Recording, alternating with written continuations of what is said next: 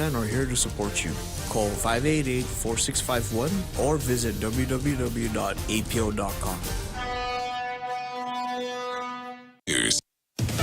Vaping in public might soon be banned in one state. Georgia, like so many states, already bans smoking in most indoor public spaces, with the most notable exceptions being tobacco shops and cigar lounge type businesses. But a new bill getting final passage in Georgia's legislature would enforce the same rules for electronic cigarettes, otherwise known as vapes. Violators would face fines. Governor Brian Kemp would need to decide whether or not to sign it into law. The bill has the support of the Georgia State Health Department, which says vaping can cause illness and led to the death of 6 people in 2019. Eben Brown, Fox News. 8 dolphins found stranded along the shore in New Jersey earlier today are all dead. Government scientists confirming 2 of the animals were dead on the shore. 2 more died as teams arrived from the Marine Mammal Stranding Center, and 4 more were determined to be in poor health and euthanized. The dolphin strandings and recent whale deaths in several states remain under investigation. A famous array of world records plans to make a leap to television. A world-famous British institution is about to launch its first ever TV channel, Guinness World Records. The group that's been around for nearly 70 years teamed with the recently launched GWR Studios and U.S. streamer Atmosphere on the FAST network, according to Deadline, for the launch of the channel that will feature original shows such as Guinness World Records Gone Viral, which is set to kick off the network alongside a number of shows that focus on sports or fitness record breaking. The organization started in 1955 as the Guinness Book of Records before changing its name in 1999. It publishes an annual world-renowned book which carries the latest record breakers. Michelle Polino, Fox News. Recapping stocks, the Dow up 316, the S&P and the Nasdaq up more than 1%. The S&P getting back over 4,000. Elisa Brady, Fox News. After a long wait, the biggest, juiciest, most flavorful chicken makes its return. The Circle K 3-pound rotisserie chicken is back. Get 3 whole pounds of perfectly seasoned chicken for all your family feasts. And for a limited time, pick up a rotisserie chicken and a Pepsi Family 2-liter soda, the perfect dinner combo, for only $19.95. Available at select Circle K stores. Swing by and take yours home today. Circle K, take it easy. Is your business ready for digital transformation? The latest Wi-Fi technology is here, and it's Docomo Pacific's WorkPass, powered by Plume. WorkPass unlocks connectivity, productivity, and security tools all in the palm of your hand. Access features like adaptive Wi-Fi, guest and employee networks, evolving AI security, plus so much more. To learn more about WorkPass, visit business.docomopacific.com. Docomo Pacific Business. Work better together. Since 1997, Island Eye Institute has been committed to your family's eye care needs. From its beginnings, Island Eye Institute has recognized the value in incorporating state-of-the-art technology into personalized care and a commitment to excellence. As Guam's complete eye center, our specialists offer their expertise in glaucoma, retina, cornea, LASIK, cataract, and diabetic eye disease. Island Eye accepts Select Care, Net Care, Take Care, and Stay Well. Call us at 637-2020 to schedule your appointment today. We're located on the 2nd floor of the Baltesh Pavilion in Tumuring. Half a day and good morning, Guam at 6:06 on Wednesday, March 22. I'm Donna DeJesus with a look at your local news on The Point. The AG's office is investigating how Ryan Joshua Cruz got approval to become a foster parent when he had been arrested twice before for sexually molesting young boys. Cruz is set to go before a grand jury on recent accusations of molesting a foster child multiple times since being placed in his care in February. The foster child was removed from Cruz since the case surfaced last week. In 2018, reports show Cruz was arrested on criminal sexual conduct charges. In November of last year, Cruz was arrested again for molesting a young boy known to him. Prison records show those cases are still active. AG Doug Moylan says civil and criminal investigations are underway to find out how Cruz was still able to get approval to foster. Cruz has since been released on a $50,000 bond. Prosecutors have until April 3 to bring his case before a grand jury for a possible indictment. And Governor Lulian Guerrero has vetoed 2 bills by Speaker Therese Terlahi dealing with Eagles Field. One of the measures requires legislative approval for any federal land lease longer than 5 years. Eagles Field is for at least 50 years. The governor accused bill supporters of selling fool's gold to the original landowners. She says the land can only be used for public purposes and can't be returned. The other bill is meant to increase transparency in the planning of the billion-dollar medical campus. But the governor says the additional requirements threaten to mire the project in bureaucracy. We'll have more news after this. Always here to help you. This island is our home. Through the years, we've been a friend to the neighbors we have known. Now we're banking on the future. Services to choose. Bank Pacific, where others put branches, we place roots.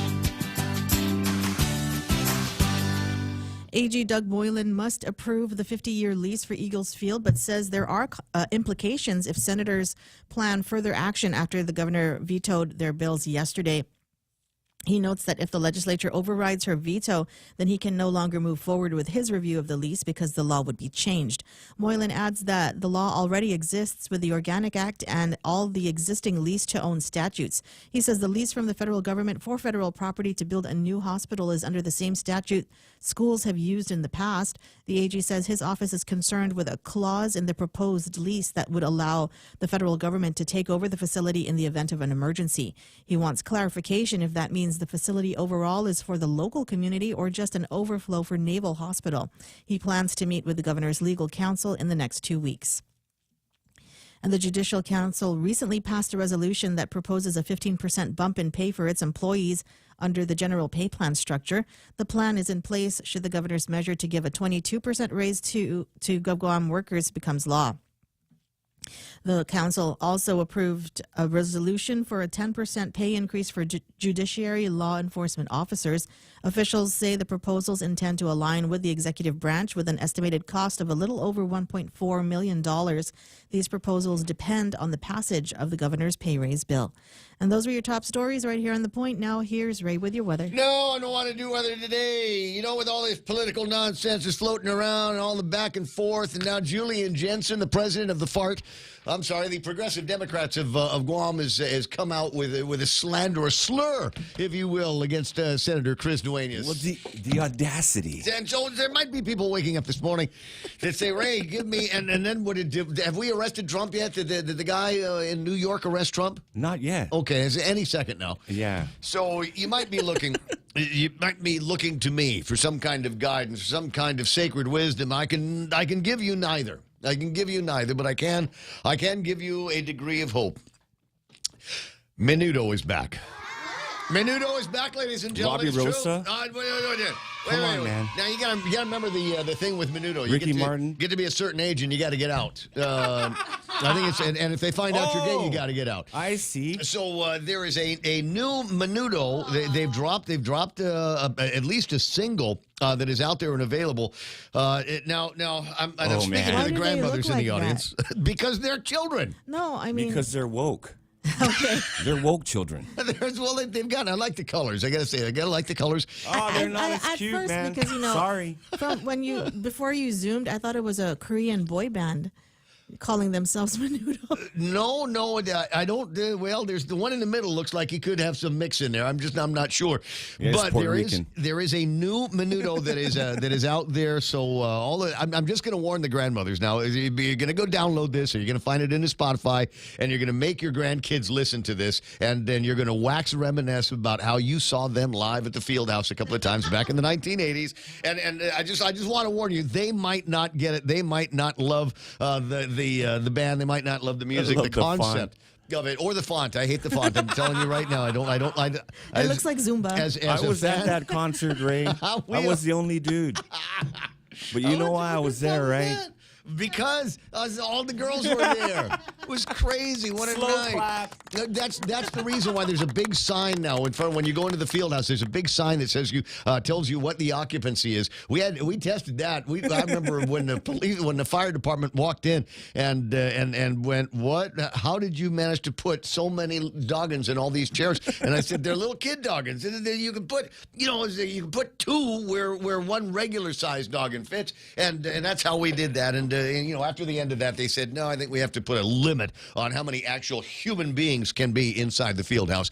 And that's the reason why, because Menudo did that back in the 1980s at 6:12 in the morning. Don't you feel better now? Don't you feel like... I want to cry, dude. Oh my God, Robbie Rosa. Fetal position for the whole day, going, oh, 80s, I miss the 80s. Oh my God, I love the colors of the hairs. Mostly sunny in the forecast today. I don't know when this is going to happen because I think it's going to rain an awful lot. Highs near 86 degrees, 10 to 14 miles an hour, gusting as high as 18 miles an hour. Let me get the weather gizmo up on the screen so you can see what I'm talking about. You see where Guam is, and you see that big chunk of clouds. It's lingering off to the west of us. I got a feeling that's going to be have some kind of influence on the weather today. So pack an umbrella. Partly cloudy tonight in the forecast. They said mostly sunny on Thursday. That's tomorrow. Highs near 87 degrees. Winds 11 to 16 miles an hour, gusting as high as 21 miles an hour. Tomorrow night, partly cloudy skies. Isolated showers continuing through the rest of the week into Friday night. Mostly sunny with highs near 87 degrees. With the heat index feel about 92 degrees. Sunrise this morning getting earlier and earlier every day because why, Real Joe? Vernal equinox. Oh, nice. I don't know what that means. I thought That's new to me. I thought I saw somebody. Auntie Bennett says it's raining where she's at, but there's somebody put it on the thing yesterday, and I thought, well, it sounds intelligent enough. We'll go ahead and use that. The vernal equinox. I love it when you that's what happens. That's what happens when the progressives put a hit piece on you without researching it over on the Facebook. Okay, sunset tonight is going to be at 6:32. There it is. News and weather together on the point. Brought to you by Bank Pacific, banking on the Pacific for 68 years. The Guam Visitors Bureau presents the return of Koku Weekend, April 15 and 16 at the Governor Joseph Flores Memorial Park in Tumon. Kids ages 4 to 12 can participate in Koku Weekend by registering for the Guam Koku Kids Fun Run happening on Saturday, April 15th. Calling all runners for the Guam Koku Road Race 10K Walk Run event on Sunday, April 16th. Register online today at visitguam.com/Koku or contact GVB at 646-5278 for more details. Koku Weekend is a GVB signature event. It's March Madness month on GTA. That means big discounts and awesome giveaways. Come into GTA today and get the all-new Samsung Galaxy S23 Ultra with a 200-megapixel camera and advanced photography. Your selfies will look amazing day or night. Purchase a Samsung Galaxy S23 series smartphone and get on our best unlimited plan for as low as $65 a month. Plus get a free $200 Payless gift card when you open a new line. Terms and conditions apply. Offer good while supplies last. Smartphone month at GTA. We start with you. Portions of the program brought to you by APL, American President Lines, a global presence with a local home in Guam Regional Medical City. They are your health care partner. The Ray Gibson Show. Morning talk that matters. Call now, 888-TALK. That's 888-8255.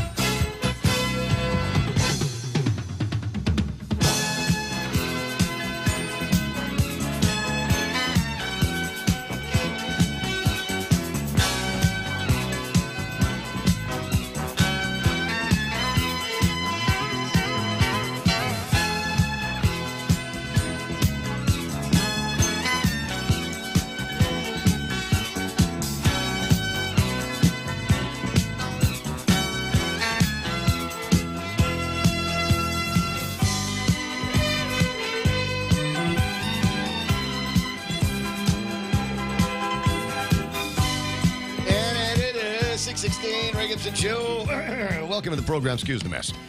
My name is Ray. Thrilled as usual to be here with you. I'm going to try not to knit my face up too much, but I just, I don't know. I just got all kinds of crap floating around in there with all of the news and the headlines and stuff that Donna's talked about, stuff that Donna's going to be talking about through the rest of the day. And there's just, I'm just trying to sort out, at which point, all of a sudden, like rolling your eyes is no longer a sufficient response. I think you need to have more. I'll give you an example. So I went to the gym yesterday.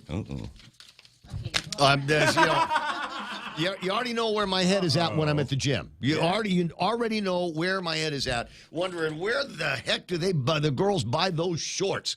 And now whether the shorts are doing the sculpting or maybe the work at the gym is doing the sculpting, I don't know. But so that's what the heck is going on in there? What is that? It won't go away when I'm going. I thought you sounded good earlier. Right? And then it just came out of nowhere when you started talking about girls. Well, yeah. Choked up, maybe man. that's what it is. But anyway, so again, the question is, Dennis Benzer's online. He'll know. Is the butts in that shape because of the shorts that they're wearing or because of the work that they're doing at the gym, or is it both? But I could not concentrate on that yesterday because as I got on the treadmill, there was a story on CNN. Why in God's name do they have to put CNN on that? You know what? In the one like that's right in front of me, that should only be the Fox News monitor over at and I've already got issues, right, because of the old equipment. But now we've got some jackhole put the CNN in front of my treadmill instead of the one way over there that I don't see. At any rate, so on CNN yesterday, they were getting all breathless about something that came out of the United Nations. See, you're already rolling your eyes. You don't even know what I'm saying yet, and you're already going, oh, God, them again. Never heard of them, Ray. The Ho Sung Lee, chair of the United Nations Intergovernmental Panel on Climate Change, reported yesterday that humanity stands at the precipice of a more dangerous world. The pace? You could play that 100 times and it still would not rise to the level of, oh my God, that I have whenever I hear this stuff. The pace and scale of what has been done so far and current plans are insufficient to tackle climate change. We are walking when we should be sprinting. Oh, my God. There's an offer for me to go and read the rest of the report, but I've got other things to do in my real life than to worry about what some yahoo over at the United Nations Intergovernmental Panel on Climate Change has got to say about all of the activities that me and my friends do. You know, am I saving my aluminum cans to recycle? Yeah. Yes. Do I eschew? Do I prefer to buy my drinks in a paper container rather than a plastic container? Yes, I absolutely do. Do I use multiple times? You've seen me do this multiple times. My drink container. No, it's true. I do. Because if I gotta get a drink that comes in a plastic container, I save the container and I will use that. I'll take it to the gym 2 or 3 times, or I'll bring it to the radio station and I'll use that, and fill up the water. So I'm doing my part, but it's still not enough. It's not enough. I have to be weepy and breathless like the people. You need the smallest carbon footprint. What's the relationship between the United Nations and the WHO? Aren't you tired of these multinational powers that you didn't vote for telling you what to do? This is going to end up costing us money. It's already costing us an incredible amount of fun. Dodge today has unveiled the 2023 Challenger SRT Demon 170. It will be the last gas-powered muscle car from Dodge. That's it. They're just not going to make them anymore. What? They're not going to make them anymore. They're going to come up with something that you will refer to as an electric muscle car. That's where we're headed, guys. That's where we're headed. So I'm trying not to be frowny face about it, but that was kind of the thing that kind of set me off, put a bad taste in my mouth. It took me 4 steel beaches and a grilled cheese sandwich over at Carabao to straighten myself out. But I think I'll be all right. There is interesting good news out there. Price of gas went down. That's good. And in fact, I think it's a trend that will continue. I'll tell you about tapas and a bunch of other stuff a little bit later on. In the meantime, I'm sorry. See, I just get so wrapped up in myself because it's The Ray Gibson Show. And I forgot to mention the people that help make The Ray Gibson Show that much more entertaining and keep me steered in the right direction. Real Joe gets the phone when you call.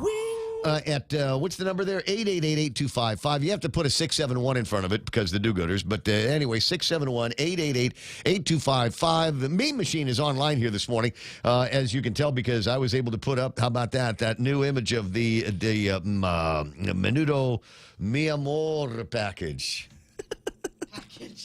The package. It's the package. Yeah. But you know what I got? Well, I got other items in the package that I got from Chris Duenas yesterday. Those will be fun to talk about before long. But like I said, and I was very specific when I mentioned that. How many grandmothers out there that were little girls when Menudo first came to Guam back in the day that are saying, they're back, my Menudo are back. Oh, we'll see if we can put them at the field house again. Anyway, 622, Donna D is going to take care of news and headlines and all of that stuff and is engaged in some extreme investigative journalistic research at this time. Are you not, Donna D? Or what are you looking at on your thing? And right now I'm looking at the flyer that Trina sent me for Hawaiian Day at GCC? GCC. Oh, so you're not doing a deep dive into the research? I'm doing a deep dive into what they're serving today. And now that I changed my hours at the shop to close at 3, they're not doing the dinner thing anymore. Oh, no. It's only for lunch. I'm like, man. All right, just sneak out. Well, because I thought you were going to try to find out how what it was that caused Brigadier General Paul Birch I was wondering that to earlier. assume command. I was wondering that earlier today before this show started. Yeah. No, everybody kind is. of non-story is this if you don't tell us what he did? Yeah, it just says commanders must always be held to the highest standards in some kind of a canned announcement out of the, we can neither confirm nor deny, United States Air Force. The head of the 36th Wing at Anderson Air Force Base has been relieved due to shortfalls in his personal conduct prior to taking command. See, now we're gonna make up stories in our head. It could be anything. Like, what did he do? Peter Santos. I'm going to say Peter's got some experience in all this. Well, I mean, not the things that get he people. ate meat on a Friday during Lent. That's what he did. Right? That's what he did. They found Biden's confidential documents. I don't know. Maybe overdue library books. I don't know what the deal is. All right. I don't know.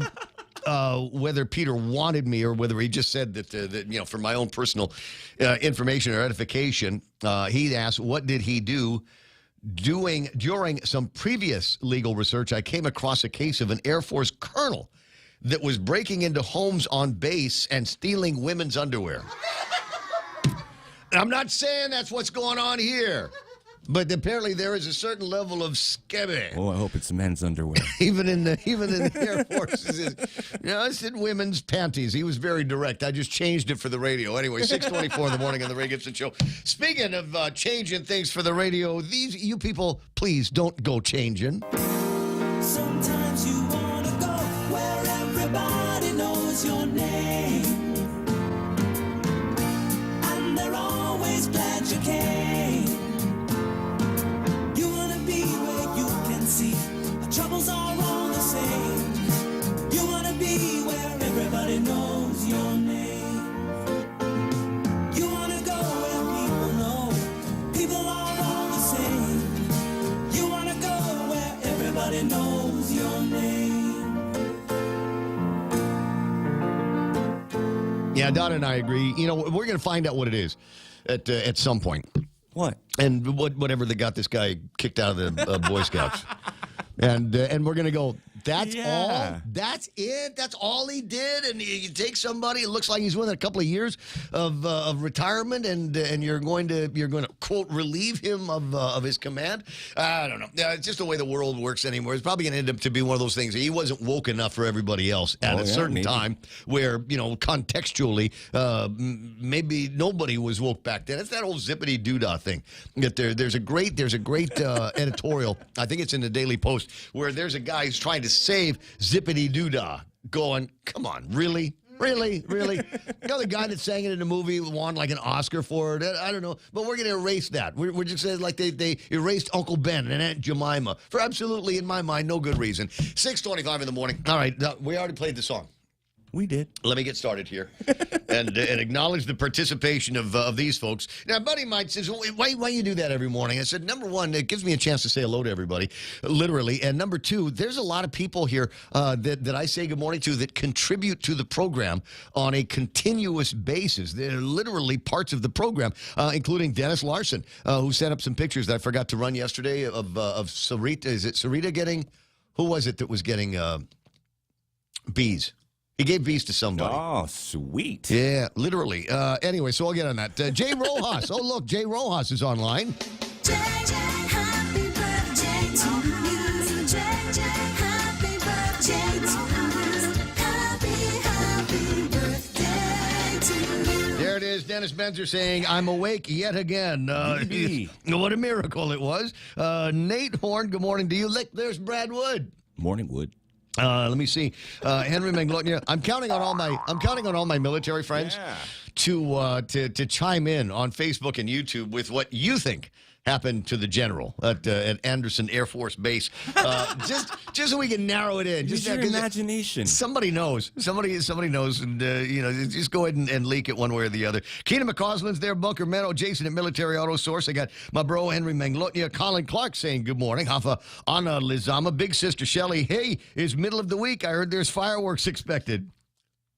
Where? Legislature. Oh. Legislature. The Guam Congress. I want to point out how much fun I think people like me and Chris Barnett and Cousin Troy, etc., are having with all of this. You realize that these are in two emergent sessions. This isn't even the regular session of the legislature. This is one of those things just kind of out there. It's a lark. It's been going on all week, and there's just crazy back and forth on all of this. Is it changing or reinforcing the feelings that you've had about people that are involved here, that are involved in all of these different stories? You go like Chris Duenas getting hatchet jobs from the guys over at the Progressive Democrats of Guam. Unbelievable and unprecedented, I believe. Let me see. Guinness Book of World Record channel. Dennis is asking, do they have more than one day of content? Mark Cruz back in town doing his wavy thing. I got MT Farron and Jerome McDonald with a weather forecast for, where's this, California. More rain, high winds, wreaking havoc on roadways.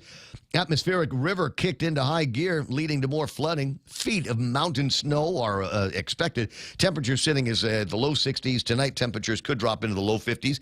Humidity levels about 90%. Personally, I am not complaining. All right, groovy. Mandan, North Dakota, where Ray McGravy is watching the program. I got our favorite guy artist, Ron Castro, there. Keena McCausland from the upper left-hand corner of the States. Keena, did you get the atmospheric river as well? Did you get that? Yeah. Doesn't that sound like it could be like one of those like lo-fi beat kind of studying music groups? What's the name of it? It's Atmospheric River with music to study by. Joe Takai, good morning to everybody. Same thing with Mike Grace Bloss, Anna Marie. Stephen Klein is there, real Joe. Real guy. Real dude. Real human being, believe it or not. Prove it. Wacky Tobacco Wednesday, says Dennis Larson. Okay, you first. Let me see. Jose Martinez with his response. He says, Julian Jansen is doing crushing wrong. What you want to do here, if you like somebody, what you want to do is just, message them up on Facebook or Instagram or, if you got it, WhatsApp, and just go, hey, good morning. that shows more love. Game, man. You got to work that game. Dennis with an observation. If a politician slows down the last three words in more than half of the sentences of their speech, you definitely can't trust them. I think I know that kind of cadence that you refer to. There's another thing that sometimes they do. Sometimes they'll clutch their voice in an effort to sound more sincere, which in my mind is always a cover-up for insincerity. It's usually right there in your face. Cousin Troy is online this morning. Rudy Rodolfo, the original Burger King. Reminder, it is a Wednesday in Mes tomorrow, so guaidza a whopper today, why don't you?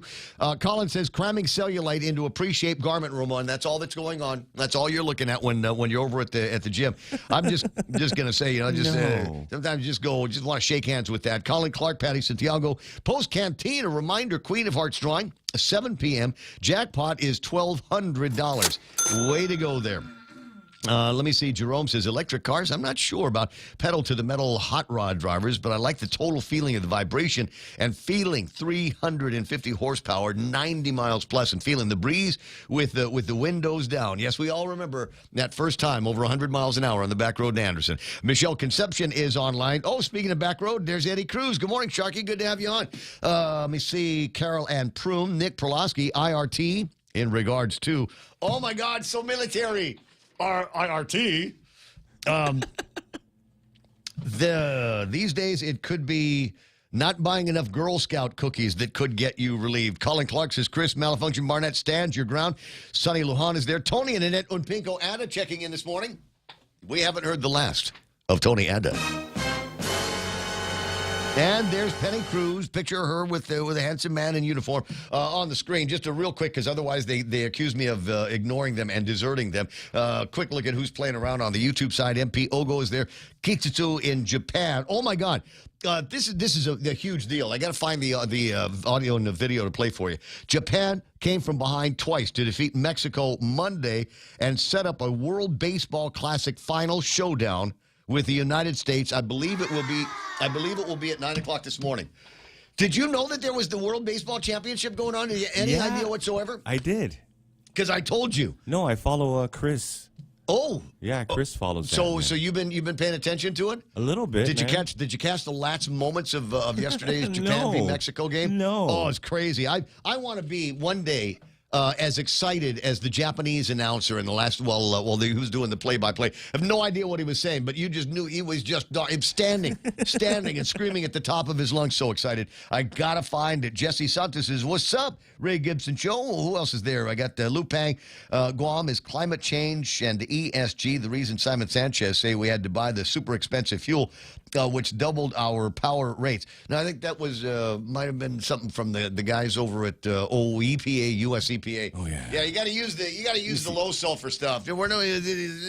Because you keep my uncle's size name out of your mouth. You know, what does the guy say? We're walking when we should be sprinting. There we go. That's the thing. The US EPA has bought into that. It's an inconvenient truth, but there you go. 6:33 in the morning. Where else do we get to go today? Is there anything else that we got to talk about? I'll tell you what. Let me have Donna take care of the first big look at news and headlines. We'll come back with maybe a glance over at the table of contents that I've got for today, and then the rest of the 6 o'clock hours. So stick around. Right now, news with Donna D. Hoffa. What happened? 81 gallons of oil spilled within the container yard at the port yesterday morning. Officials say the spill was quickly contained. Port General Manager Rory Respicio says the main hydraulic hose from a top loader busted. He adds that no oil entered the water. And the Air Force has relieved Brigadier General Paul Birch of his duties as commander of the 36th Wing on Anderson Air Force Base. He was let go due to shortfalls in his personal conduct prior to taking command, but no details were given as to what those shortfalls were. And gas prices dropped by 10 cents yesterday. Mobile gas stations were the first to display the price change of regular grade fuel from $4.95 a gallon to $4.85. All stations on Guam generally adjust to the same price within a day. The last price change was on February 24 when the price dropped from $5.05 to $4.95 a gallon. And those are your local headlines on The Point. Now back to Ray. Okay, got you. 6:34 in the morning. Let me see. I gotta come up with a couple of adequate punchlines. Somebody online asking me, what is my pronoun? It. I don't know where the hell that question even come from. All right, I'll work through that here in a couple of seconds. Here, 6:35 in the morning as the fun continues. 888-8255, 888-TALK. Facebook online, YouTube online, thepoint.gu, and just because I got to do this every once in a while. Don't forget, download the app. Download the app for all intents and purposes. If we run into a problem with anywhere in the transmission chain, chances are very, very good, about 99.9% that we're still streaming to the app or our listen live features or thepoint.gu. So if you can't find me on an actual radio, that's where it begins. Coming up, I will go through the package. It is Donna, get your head out of wherever your head is at. I want it out right now. You're now. I think you're now mentally invested in the what got the Brigadier General kicked out of the boys' club here, and maybe some of the things that are in your head are correct. But anyway, I will go through the package of materials that came to me from Senator Chris Duenas. So stick around. Just in time for Lent. It's our delicious BK Big Fish Sandwich. 100% white Alaskan pollock, breaded with crispy panko, topped with sweet tartar sauce, tangy pickles on top of a warm toasted brioche bun. Also available, our Impossible Whopper, 100% Whopper, 0% beef. Enjoy your Lenten season with French fries or our new mozzarella sticks with a refreshing brewed, sweet, or unsweetened tea. We are ready to serve you this Lenten season. Now available at BK Hagåtña, Tubon Bay, Micronesia Mall, and the airport. Have an amazing day. You rule. Half a day. This is Jade Ugin from Security Title, and in celebration of Tomorrow Month, here is a tip on dealing with your land. You might be thinking of giving part of your property to your child or another family member. Once you have subdivided the property and recorded the map, you will also need to record the deed transferring the title. Just drawing the map is not enough to make sure they actually own the land. Protehi y Tanonmu. When it comes to your family land, call the professionals at Security Title. We are here to help. Take Care recently moved to its new location at the Century Plaza in Tamuning. Take Care customer service, administration, claims, membership accounting services, FHP Home Health and Hospice, and FHP Vision Center are all now located at the top floor of the Century Plaza in Tamuning. If you need any assistance, please call customer service at 671-647-3526. Email customer service at takecareasia.com or visit takecareasia.com. Take Care. Our island, your health plan. All right, 6:37 in the morning, Ray Gibson Show, and the first thing that we look at for the first round of traffic here is where is Optimus Prim? Is power on the move right now? You know, it could be. I'm going to see if I can refresh this and find out, because it looks like power on the move is actually on the road over at the Glass Breakwater access area. And I'm not quite sure if that's exactly where it's supposed to be right now. Usually it's a little bit closer to Route 11. So we'll see what happens and find out. Let's see if we can get somebody from those guys to see whether or not it's on the move, or maybe that's as far as it could get. Or is it possible my buddy Adrian left the keys inside? Oh, yeah. My buddy Adrian left the keys inside. Crank it up, man. There could be a couple of other guys going, let's take this thing for a joyride. Let's do a top speed, 3 miles an hour. Let's go. Down to Malesu. Feel the wind in our hair. Yeah. So anyway, that's what's going on there. Let me get the actual weather images. I'm sorry, traffic images up for you. It doesn't look like there's a whole lot happening. The chain of mourners making a beeline up to Anderson Air Force Base. Actually, that's not true. We kicked out the general, and we've locked the gate so he can't come back in. Got the southbound Marine Corps Drive traffic looking all right. A little bit of traffic up by Ukadu, otherwise basic intersection traffic. There was some early morning showers, so be on the lookout for that. But could still be some wet roads where you are. Auntie Bennett said raining where she is, so watch out. Drive to the conditions, if you will. I don't see a whole lot happening on Route 16. Marine Corps Drive looking really, really good. Route 8, Route 4 into town. Absolutely wonderful from the downtown Hagåtña area. Straight shot to Sumai. No major issues that I'm aware of this morning. If you see something, say something. 888-8255, or send me a picture at 797-8255. There's your right now traffic. This is The Point. Family Finance has been serving the people of Guam since 1959, and they will continue to be there for you in the years to come. Whether you're looking to get a personal loan for that summer vacation or paying off those long overdue bills, Family Finance has got you covered. Apply for a personal loan from $1,000 up to $4,100 by calling Family Finance in Hagåtña at 671-475-4545, Upper Tumon 671-647-5626, or in Dededo 671-633-4473. The new Subway series includes one of the most craveable sandwiches of them all, the Subway Club. Number 12, the Turkey Cali Club is the best with avocado, turkey, and bacon. The best should come with bacon, turkey, and ham. That's my number 10, the All-American Club. Number 11, the Subway Club is a proven classic that comes with ham too, plus turkey and Angus roast beef. I see. Let's start over. Let's talk cheese in the Subway series. I'm still gonna win this. At Subway, you gotta refresh to be fresh. That's Mars in retrograde, Mercury in something. It's vernal Uranus.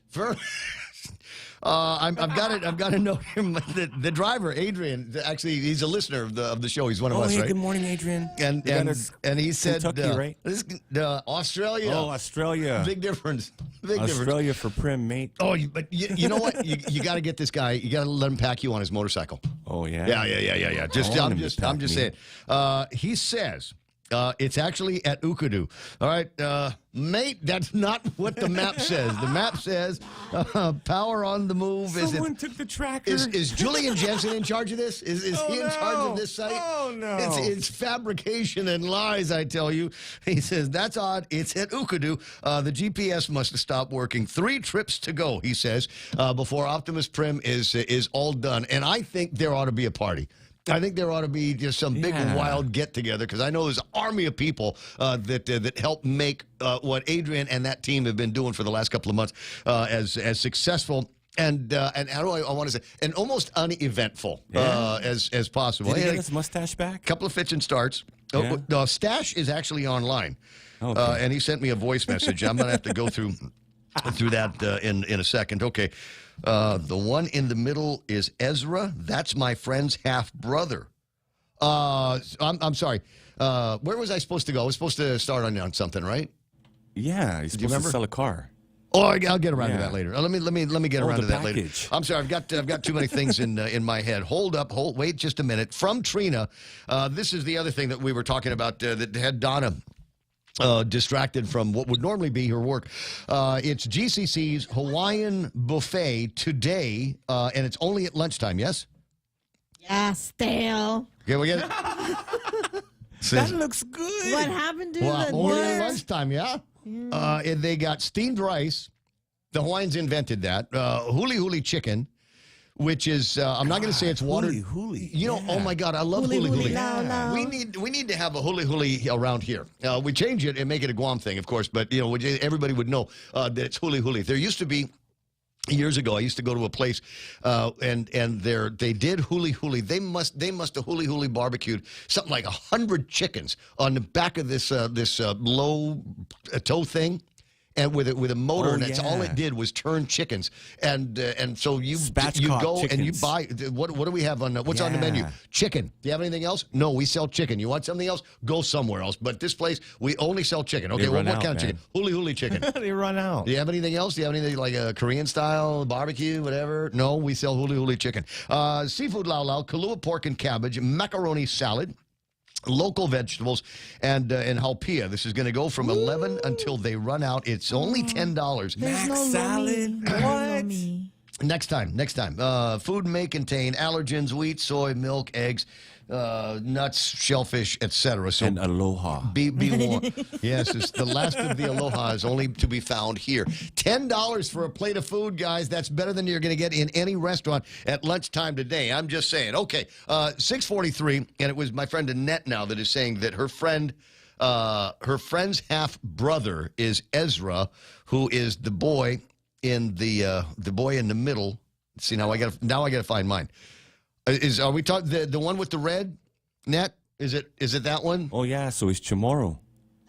Well, we got a Chamorro dude. It's only the half brother, so I don't know. Like I said, kid looks Chinese. 6:44 in the morning. 888-8255 888-TALK. Now I wanted to get you, Liz. I said the package that I got from Chris Duenas. We'll spend some time talking about this package item number A from the Progressive Democrats of Guam. It's a screen cap of their site on Facebook. Says, it seems that Senator Chris Duenas has a plan to cut teacher pay. And they scanned a document that is an amendment document. Whenever they do one of these at the legislature, they've got to write out the amendment, put it up so that everybody can read it. The ones that don't understand spoken language will have something to lean on. It says, reprogramming of funds. All funds under the educator pay plan is authorized by 36-107 that were allotted for pay increases for teachers and administrators shall be reprogrammed for the maintenance and repair of school facilities and infrastructure. And if you're one of the people in the Department of Education that is waiting out a big fat raise to come along with everything else, that might be a little bit disheartening, if you will. 6:45, and then at a point later in time, they discovered that document was a fabrication. Progressive Democrats of Guam put out another announcement on their Facebook page. According to Senator Chris Duenas, the floor amendment, which we had shared, was not proffered by him. We take him at his word and apologize for passing on a widely spreading rumor about a floor amendment to cut the funding for teacher and administrator pay. We'll find out later on if that apology has been accepted.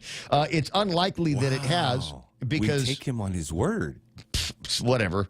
Because later on in the day, Senator Chris Duenas filed a report with the Guam Police Department alleging to be a victim of forgery, and they did that with Police Magada, Officer Magada from the police department. And so we'll see where the rest of that goes. But it's one of those things. And where's the story in a newspaper? I'd read the thing and I thought, well, gee, this guy Jansen makes the same noise as these guys that get pulled over with a bag of crystal methamphetamine in the car. Where the police officer says, "Is that yours?" Oh, no. No, this is not even my car, bro.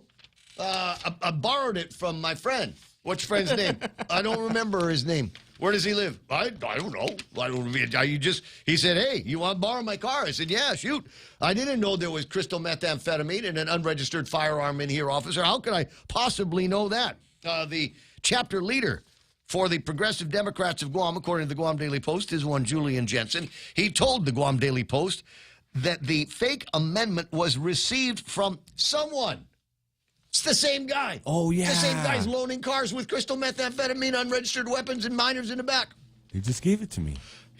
I got it from someone at the central office of the Guam legislature. He said he believed it was a legitimate amendment at that time. After Duenas made his statements in session, the amendment posting from the Progressive Democrats was taken down and a post was uploaded referring to Duenas' statements that the amendment was not proffered by him. Quote, "We take him at his word." Take him at his word. A nice guy. A nice guy. And he's a hell of a fisherman.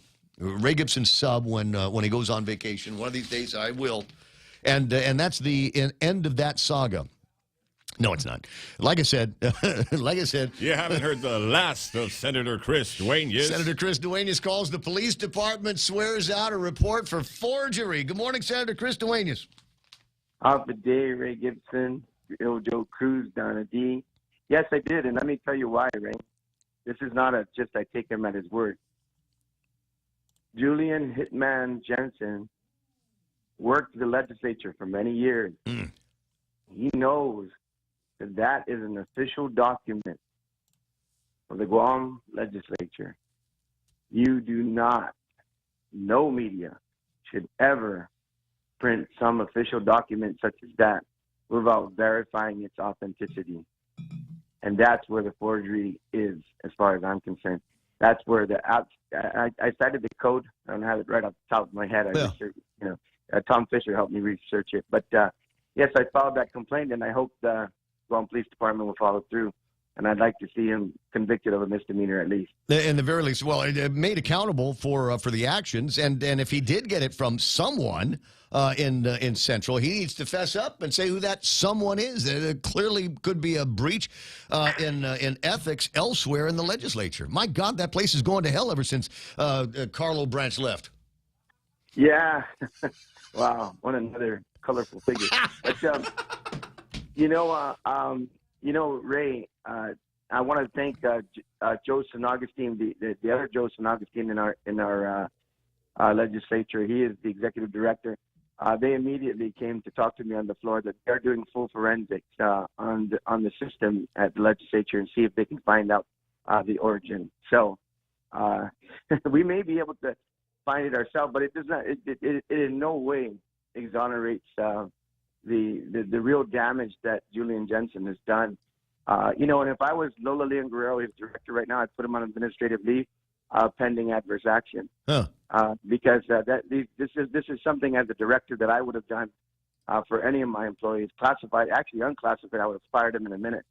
But classified as well, I do adverse action, and the police report and the publicity that I have filed a complaint is enough for them to put him on administrative leave and pending adverse action. Well, what does he do over there? He's over what stats and plans? I don't know. According to many people that follow the point, I think he's the lead of the part, right? Yes, he's among the leaders of the Facebook. What is it? What do we call it? Administrative response team. Yeah, there we go. It's an actual thing. It's an actual thing. It's a little bit more prevalent during an election year.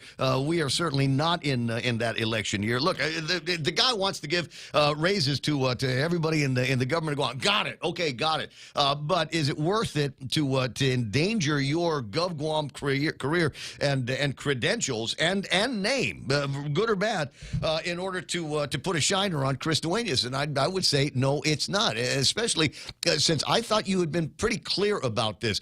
The goal here. I don't know that there's a whole lot of people that have got an issue with giving raises in the government of Guam where they are needed and deserved. Certainly, there is a crying need for maintenance and health and sanitation issues in the Department of Education. If we can do both, we should do both.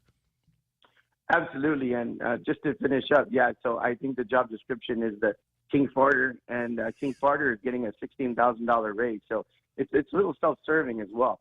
But yeah, absolutely. Let's get to the good news. All three of the bills, passed unanimously at the legislature. Even with some of our colleagues that brought up serious concerns, particularly with Senator Chris Barnett's excellent bill, which speeds up the timeline and ensures that we have our schools sanitized, cleaned, the most repairs that we can get done, and ready for school opening by next school year. And I'm sure most of that work is ongoing now. And then, of course, absolutely, Ray. From the beginning, the bottom line was that we were going to appropriate this $30 million so that we could assist. And what I set out to do yesterday, Ray, I accomplished. Basically, my opening was I'm going to demonstrate that millions of dollars was taken from ARP funds for pay raises for the teachers that should have never been taken from ARP funds, because we now know, and we've always known, that that's a critical funding source to fix, repair, and maintain our schools. And then I'm assuming that you made those same statements when you were going through the budget last year, because I know I did. Had Mark Mendiola online many times when he was still over at the Department of Education on the Ed Board, saying that's not what that money was supposed to be used for. Absolutely, and that was the original sin. And then the other mortal sin, as far as I'm concerned, was this year, there's another $22 million in ARP fund that's dedicated to utilities and other operational costs. That's a grand total of $36 million, Ray. That's a crime as far as I'm concerned. Why in the hell would we be doing that? That's nuts. And I'm so glad that so many people are calling my office, texting me, and getting out on social media and telling the front office and telling fart people like Julian and everything else, fix our schools, and these are the priorities.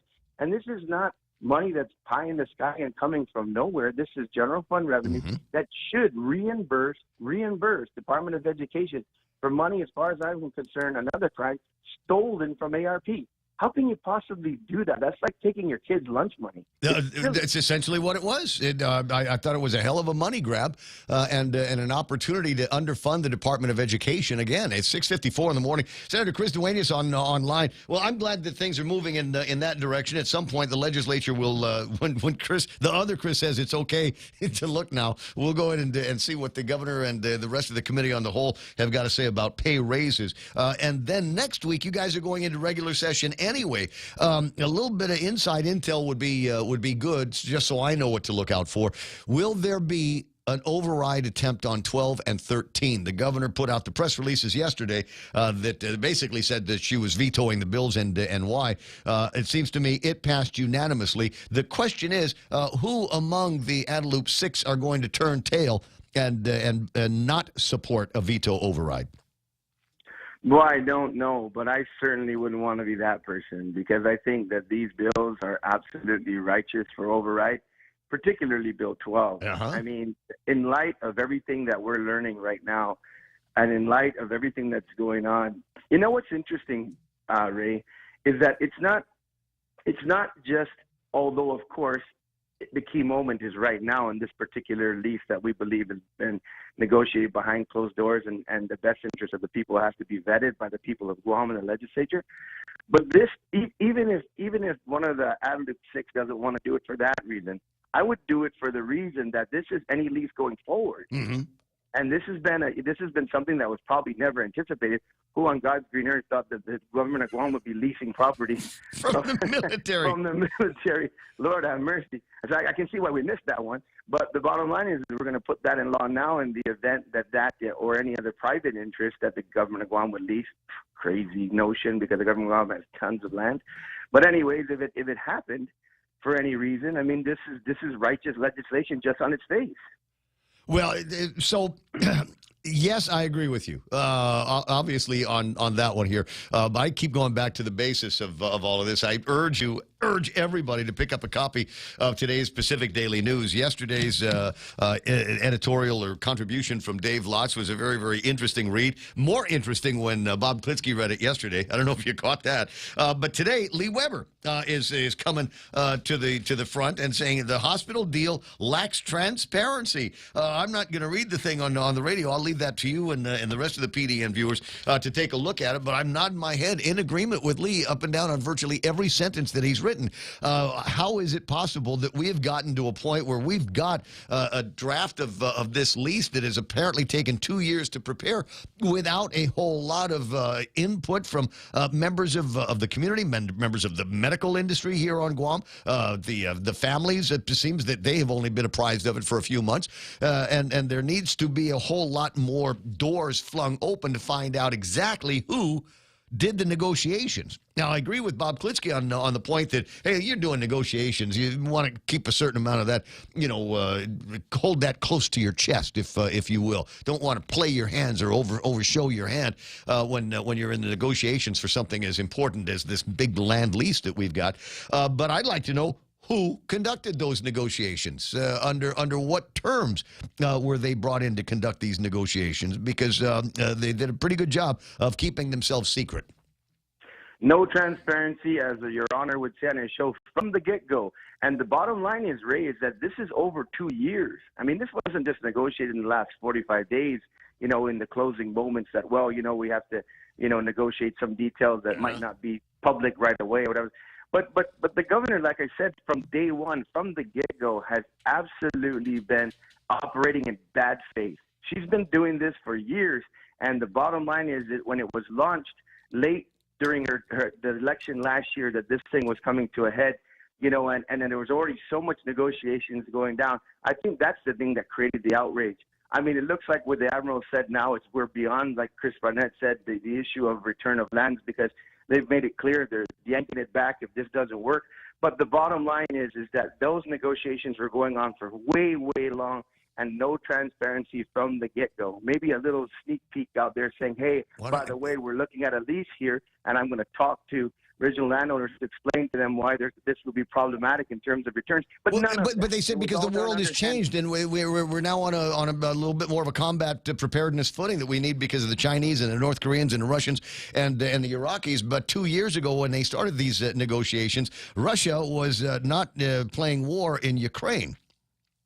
When you do things like that, Ray, it just smells of underhandedness, and that will never work with the public. It will never work with landowners who maybe had some hopes, and I hope to God it never works going forward. This governor's got a lot of explaining to do. 6:59 in the morning. Call her down. Oversight. Yeah, I don't know. By the way, Dave Sablon said because he heard us talking the other day, asking for a friend, 50% plus one of the registered voters. Yeah, I'll tell you what. I've been getting some chirping on that. Send me some of the chatter on your wire. I'd love to see it. 6:59, almost 7 o'clock in the morning. You're going to have an adventurous day, Chris. We'll catch up before too much longer. Lots of fun, thanks. All right. 888-825-888-TALK. Keep that number handy. You might need it. In the meantime, we're KUSG. I got you 93.3. Peak is best. This is The Point. The U.S. still isn't buying what Russia is selling. Lisa Brady, Fox News. This after a two-day summit between Russia's President Putin and China's President Xi, who went to Moscow even after the International Criminal Court accused Putin of being a war criminal. He and his regime keeps parroting the Russian propaganda that this is somehow a war of the West on Russia, that it's some sort of existential threat to Mr. Putin. That's just a bunch of malarkey. National Security Council spokesman John Kirby also rejecting China's peace plan for Ukraine or any ceasefire that leaves current battle lines in place. China wants to play a constructive role here in this conflict, then they ought to press Russia. to pull its troops out of Ukraine and Ukrainian sovereign territory. China and Russia accuse the West of prolonging the conflict by sending weapons to Ukraine. The Pentagon now plans to speed up delivery of tanks to Ukraine by sending an older version of the Abrams.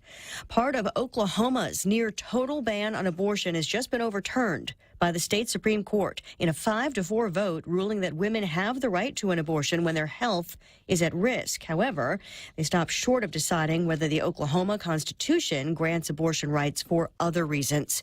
Federal investigators say anomalies have been found in key components from 5 of the train cars that derailed last month in Ohio. The NTSB says further testing is needed on the pressure relief devices.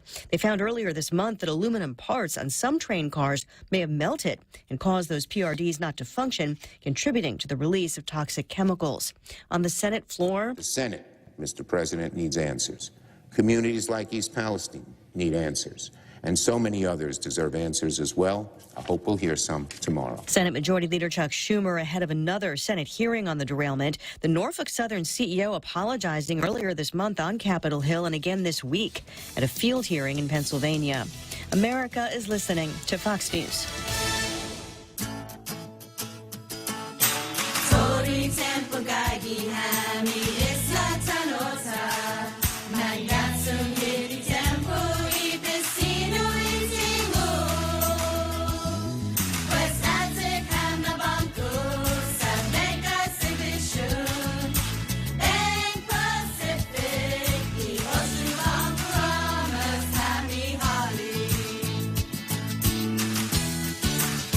The new Subway series includes one of the most craveable sandwiches of them all, the Subway Club. Number 12, the Turkey Cali Club is the best with avocado, turkey, and bacon. The best should come with bacon, turkey, and ham. That's my number 10, the All-American Club. Number 11, the Subway Club is a proven classic that comes with ham too, plus turkey and Angus roast beef. I see. Let's start over. Let's talk cheese in the Subway series. I'm still gonna win this. At Subway, you gotta refresh to be fresh.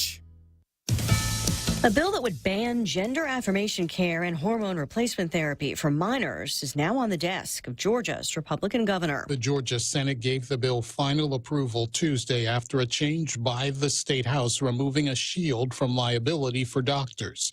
The measure will outlaw affirmation procedures and drugs for anyone under 18. The LGBTQ plus community rallied this week against the bill, and organizer Frank Cade took issue with how some lawmakers characterized it. To describe it very negatively, to describe it in very fear-mongering terms is very, very difficult. Georgia is among several states that have acted to ban gender affirmation care for teenagers. Gernal Scott, Fox News. Tens of thousands of school workers are on strike in L.A., stopping classes for hundreds of thousands of students. The Service Employees International Union, Local 99, on a 3-day walkout as negotiations with the L.A. Unified School District are at a standstill. SEIU 99 is asking for their workers is reasonable. California Representative Adam Schiff joining the district's teachers in supporting the strike. The 30,000 custodians, bus drivers, and others whose average annual salary is about $25,000 want a 30% wage increase and better health care. Let's find a solution that addresses the needs of all, including our kids. Superintendent Albert Carvalho tells Fox 11 News the district offered an over 20% salary increase, a 3% cash bonus, and expanded benefits. Fox's Christian Goodwin. The New York Knicks announcing the death of Willis Reed. The Basketball Hall of Famer won 2 NBA titles over his decade with the Knicks before injuries led him to retire early. Willis Reed was 80 years old. Back-to-back rallies on Wall Street ahead of a Fed decision tomorrow. The Dow up 316. I'm Lisa Brady. This is Fox News. KFC's $5 breakfast deals are the best and most affordable ways to start your day. The Colonel's Chicken and Rice Bowl, $5. Chicken fried steak, $5. Sausage, biscuit, and gravy, $5. And they all come with a fresh coffee. KFC $5 breakfast deals are served starting at 6 a.m. daily at your favorite KFC restaurant. KFC, it's finger-licking good. Buenas Zenhafide. Thank you for coming to today's annual meeting. As you all know, our islands had a very successful year, and I'd love to hear about all of the progress we've made. Who wants to go first? Me. Why don't we start with you? Yes, thank you. We've helped over 1,200 Guam kids and their families pay for childcare. And that's over $5.5 million in childcare costs so far. Excellent work, as always. Thanks, boss. Over 130 after-school and community care programs have received grant funding for programs like swimming. And cycling. And soccer. And jiu-jitsu. Just to name a few. It's my turn, guys. Come on. Anyways, we've also graduated 3 cohorts in our provider certification program at GCC and certified over 75 relative care providers. That's great news, everyone. Yes, indeed. It's been a long day. I might need a little break. Who's ready for recess? Recess? This ad is paid for with funds administered by the Department of Public Health and Social Services. Half a day at 7:06. I'm Donna DeJesus. Here's a look at your local news on The Point. A vehicle stolen from GPO on February 20 was found on the rooftop parking lot of Kmart 5 days later. Betwin Daniel Simeon and Jabo Essa are facing theft-related charges. Court documents state that a woman was seated at a chair inside GPO and had left her company's car key on the chair next to her. When she was about to leave, she noticed the key and the vehicle were gone. GPD reviewed surveillance footage and positively identified Simeon as the individual taking the car key and driving off with the vehicle. 5 days later, police were called to the rooftop of Kmart regarding a complaint of a vehicle being driven at a high rate of speed, but it was driven by Essa. Simeon told police that he gave Essa the car after he took it from GPO. Simeon was charged with theft of an automobile, and Essa was charged with theft by receiving and unauthorized use of a motor vehicle. And a proposal circulating online to cut funding for raises recently received by local teachers is false. This, according to Senator Chris Duenas, who the fake measure claims is the author. Duenas says the document was an attempt to gaslight and get people up in arms and angry by lying to them about what he was pushing for at the legislature. Committee on Rules Chair Senator Chris Barnett says no such amendment existed. He points out that the Progressive Democrats of Guam had shared the document on social media and that he believed the group was run by a staffer at Adelup. Barnett says the group had attacked him before and adds that it showed the administration was willing to push its agenda at all costs. Julian Jansen, who runs social media pages for PDG, says he is not a staffer at Adelup, but a classified employee at the Bureau of Statistics and Planning. The governor's office denied involvement. More news after this. Just in time for Lent. It's our delicious BK Big Fish Sandwich. 100% white Alaskan pollock, breaded with crispy panko, topped with sweet tartar sauce, tangy pickles on top of a warm toasted brioche bun. Also available are Impossible Whopper, 100% Whopper, 0% beef. Enjoy your Lenten season with French fries or our new mozzarella sticks with a refreshing brewed, sweet, or unsweetened tea. We are ready to serve you this Lenten season. Now available at BK Hagåtña, Tuban Bay, Micronesia Mall, and the airport. Have an amazing day. You rule. Senator Roy Kinata said yesterday that he's considering a proposal to raise Guam's $9.25 minimum wage to as much as $15 an hour, or at the very least increase it by 22% to mirror the pay raise for most government employees.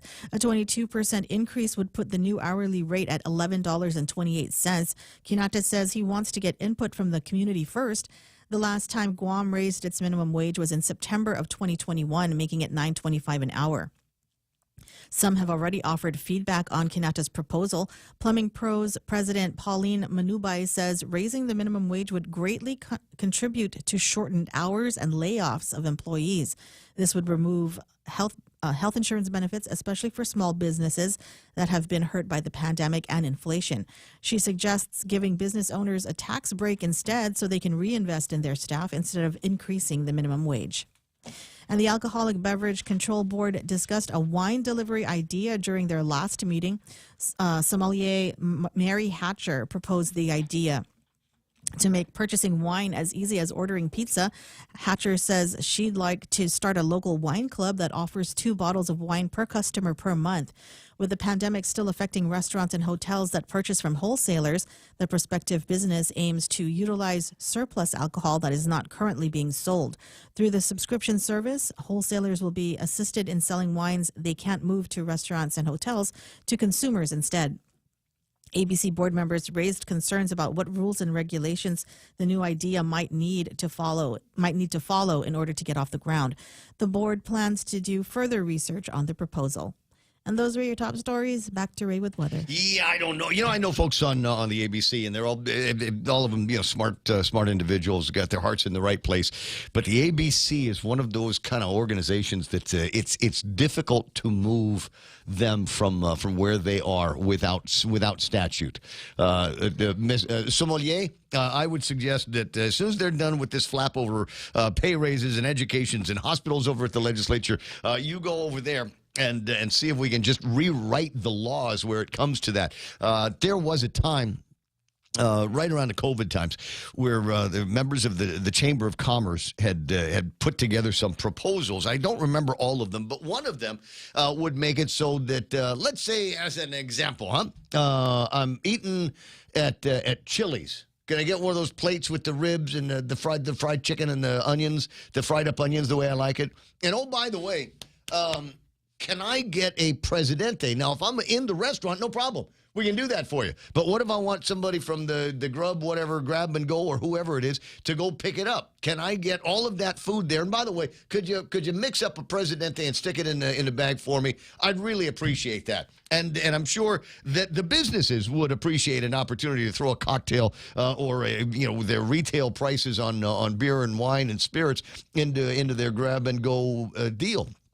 But the way the law is written right now, they cannot do that, and I think we get to a point where the question needs to be, well, why not? Why cannot we do that? Let's make it. What's the difference between me drinking it there and having the delivery person bring it here in those sealed bags that everybody is doing now? Right? You're with me, Real Joe? Maybe. No. Yeah. You're with me. Trust me. They can bring weed too, man. Hey, how about that? Yeah. Deliver my weed. Can you stop by somebody's house? Stop by the ranch. Ask for Dennis and see if he has any of that infused honey. Mostly sunny. Highs near 86 degrees. The wind's up to about 14 miles an hour. Gusting as high as about 18. Tonight, partly cloudy. Overnight low should be about 75 degrees. Again, I got a feeling that we're talking about moving into a rather wet time for Guam if the weather forecast is following through with what I thought it was going to do. It looks like maybe it's changed direction over the last hour or so. Could maybe some of that junk to the west is actually going to move westerly. We'll keep an eye on it for you and let you know. Isolated showers for tomorrow under mostly sunny skies. Highs near 87 degrees. And tomorrow night, partly cloudy skies. Mostly sunny again in the forecast for Friday. Highs near 87 degrees. How about that? Sunrise this morning at 6:24. And yeah, you saw a picture of sunrise over at Sarita Garin's place yesterday. Today, and maybe could be looking at some sunrise pictures from Pirates Cove while the commercials are playing. 7:13, there's news and weather together on The Point. For all your real estate needs, call the professionals at Hoffaday Realty. Jody, Saran, Libby, and Lolita, and they'll take care of you on every step of the real estate process. No worries. Just contact Hoffaday Realty at 588-4232 or 588-HOFFA or email them at hoffadayrealty@gmail.com. They're at 426 Challenge San Antonio, Suite 204 in Tamuning. Open Monday through Friday, 10 to 4. Hoffaday Realty for all your real estate needs. It's March Madness month on GTA. That means big discounts and awesome giveaways. Come into GTA today and get the all-new Samsung Galaxy S23 Ultra with a 200-megapixel camera and advanced nighttography. Your selfies will look amazing day or night. Purchase a Samsung Galaxy S23 series smartphone and get on our best unlimited plan for as low as $65 a month. Plus get a free $200 Payless gift card when you open a new line. Terms and conditions apply. Offer good while supplies last. Smartphone month at GTA. We start with you. Portions of the Ray Gibson Show brought to you by American President Lines, APL, a global presence with a local home, and Kim and Ron over at Security Title. You buying something? Very important to know. First of all, are we buying this from Julian? Okay, double check. Because, the FART. And they'll go and take a look at the deeds and the title, do some forensics on it, and make sure that the property that you are buying is actually for sale by the guy that owns it. That's what they do over at Security Title. Bringing you closer to the action. Any speaker, anytime. Watch and listen live on ThePOINT.gu.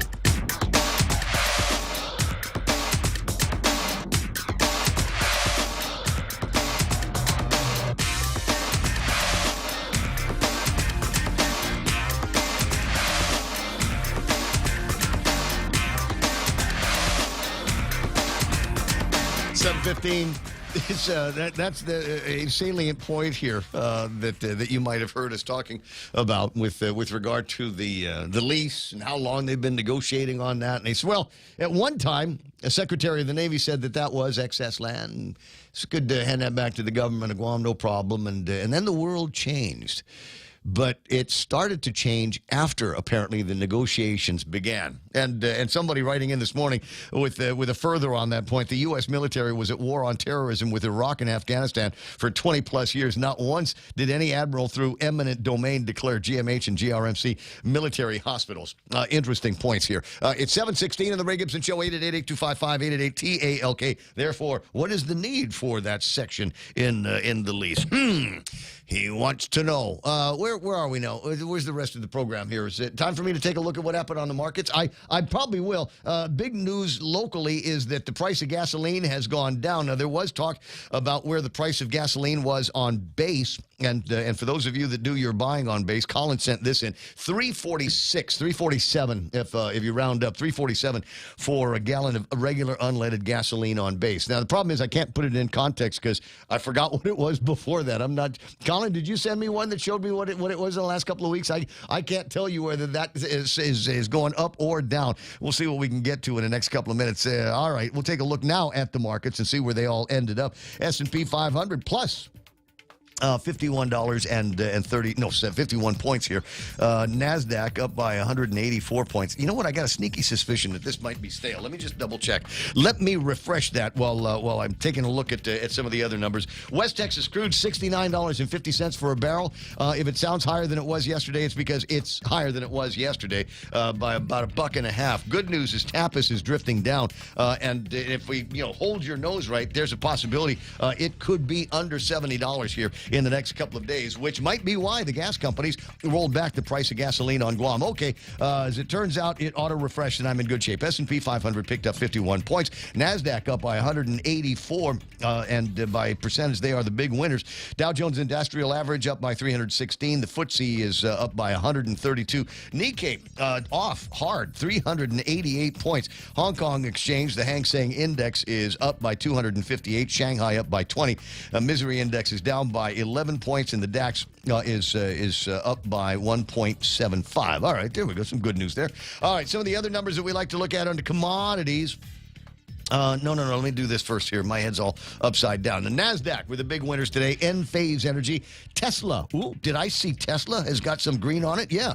Up by almost 8%. Zscaler. Lucid Group. Datadog round out the top five. Bottom five. American Electric Applied Materials. Xcel Energy. Exelon Corporation. And Intel rounding out the bottom because nobody's buying computers anymore. We're just buying iPhones and iPads and that kind of thing.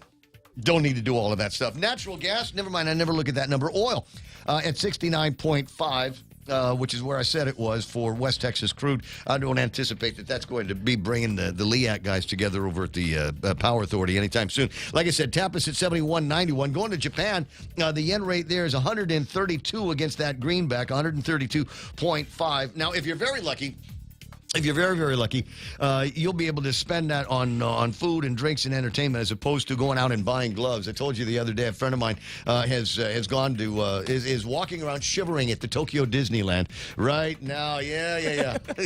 it's a nice place, but you just how long do I have to stand in this line with? I mean, I'm dressed nice. I got to show you the pictures. It's like a, I don't know how to want to say this, a millennial age girl, and so she's got those jeans with the holes in them. Yeah. And she got this midriff, she's got just the top going on and a midriff and a little bit of a jacket that's supposed to keep her warm. I don't think it's doing the job. But 132 yen to the greenback. Let me see, is that bad or good? I think it's a little bit weaker than it was yesterday. 54.2 pesos against your greenback in hot Manila. Doesn't matter when you go, it's always going to be hot. And that's when we go shop, spend the entire day over at the air-conditioned parts of MOA. And the won at 1,300 1-800-4 if you're headed to, where's that, South Korea, for all of that. 20 after the hour, is there a Bitcoin number, Real Joe? Steady at $28.65. $28 and... $28,000. Oh, $28,000. Yeah. I was going to say, at $28, maybe I'll buy. Go ahead and put me down for a bunch of Bitcoin there. That'll be groovy. 20 after in the morning. 888-8255-888-TALK is the telephone number if you want to get in charge and tell me what you're up to. We normally do the celebrity birthdays later in the broadcast around, I don't know, 8:30, 8:40 after most of the heavy-duty talk has concluded. But there's one I kind of want to get into now just because is one of my favorite actors of all time is celebrating a birthday today. He's up there in years. So I'm worried that before long we'll have to do the morning for him. But in the meantime, let's all celebrate one way or another the 92nd birthday of William Shatner. I know, James Tiberius Kirk is 92 years old. And you might be going, well, he was in other shows besides Star Trek. And I'm like, prove it. Oh, you know. Prove it. You know which one I like? He was in Twilight Zone. Twilight Zone episode of Nightmare of 20,000 Feet with that guy or that gremlin. What have we seen? The gremlin on the wing? Yeah. Oh my gosh, he was so good. I don't know if anybody ever did it better than that. Lithgow did it in the remake of the Twilight Zone movies back in the day. But I thought that was great. What was that show where they were lawyers? Him and the guy from. Oh yeah, Matlock. No, it wasn't Matlock. He played a lawyer, didn't he? And he was a cop. Yeah. It was a cop in the 80s, and then there was a lawyer in the 2000s. He did a few other roles. William Shatner is a legend, says Jerome McDonald. I'm waiting for Dennis to kick in and tell me about some of the other roles that the guy might have played, but I don't know. We'll get around to getting around on that before too much. He's 92. Yeah, Boston Legal. That's the name of the show. I always thought it was good, but it was so weird watching him in that show. There's something about the wardrobe that made his head look swollen. Do you remember?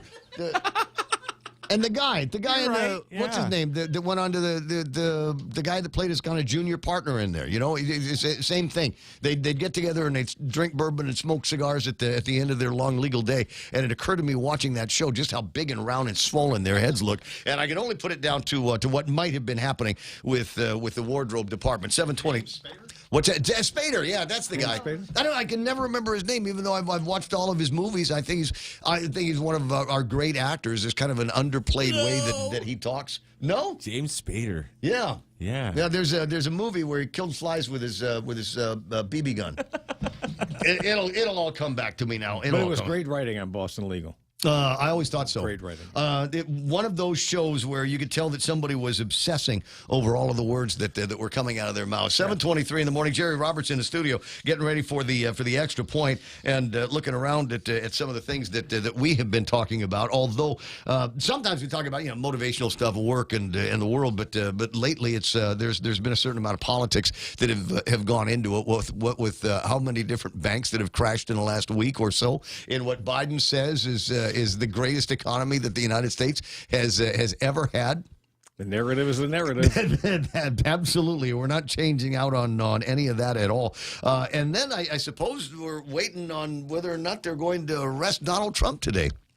Oh, it is today. Today was supposed to be the day they have hardened things up around the DA's office in New York. Have they? Yeah. So they're moving on it. Huh? They're making the place look like the Capitol after the insurrection, if you will. Yeah. So they're trying to protect everything up there. Now there's a whole lot of conversation that this seems to be moving in the direction of don't make a scene. You're just going to, number one, feed into the guy's ego and feed into another kind of narrative.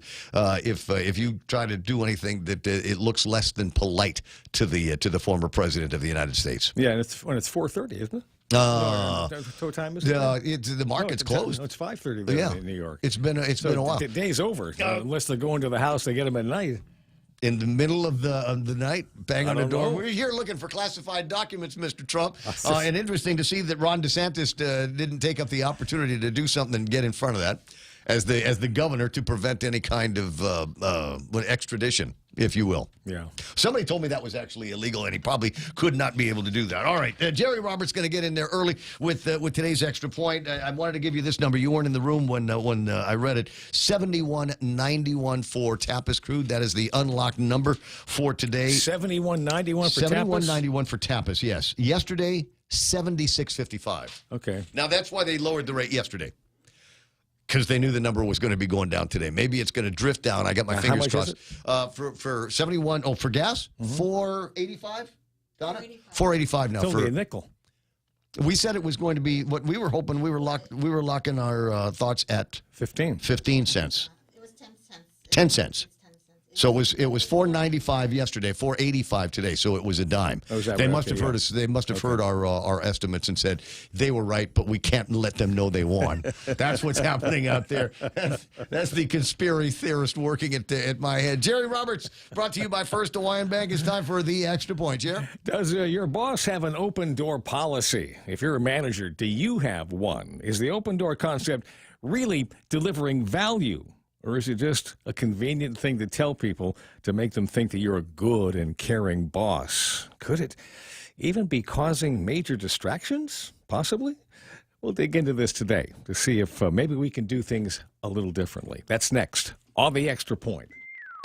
Fly even higher and get to your destination with the United Credit Card from First Hawaiian Bank. You can earn 40,000 miles with $2,000 worth of spending within the first 3 months. That's 40,000 reasons to get on board with the First Hawaiian Bank United Credit Card. It all starts with yes. Certain restrictions apply. To learn more about this offer, visit any First Hawaiian Bank branch or go to fhb.com/United.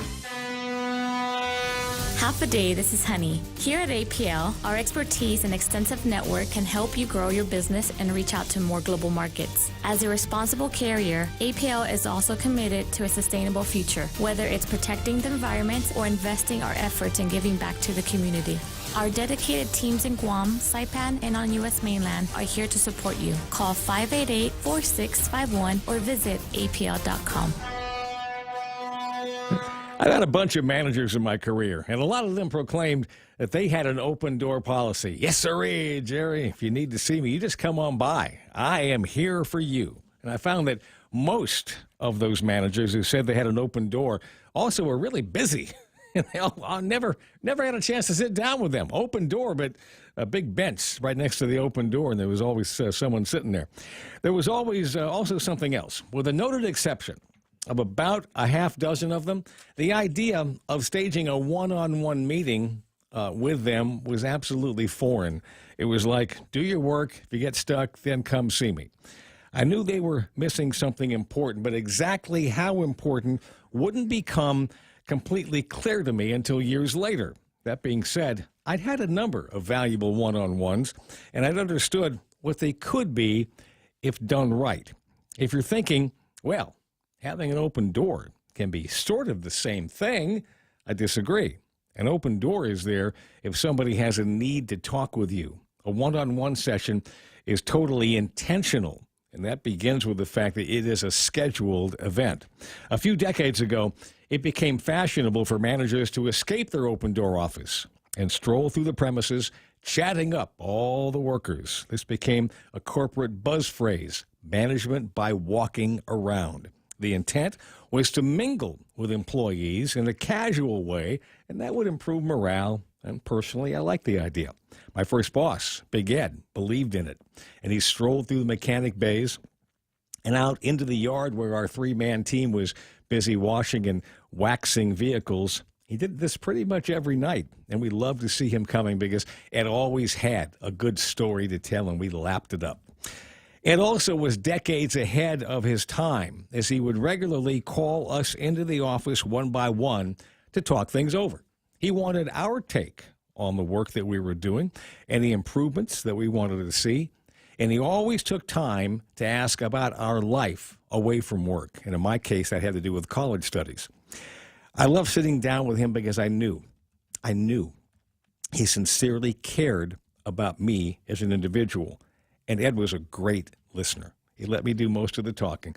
Then he'd answer any questions I had, and I pick up information, by the way, that has stuck with me for a lifetime. Too many managers must dislike or even fear one-on-ones, but I'm not sure why. Maybe it's because they feel that spending a half hour or more with a single employee is a waste of time, or they worry that they won't be able to answer any questions that come up.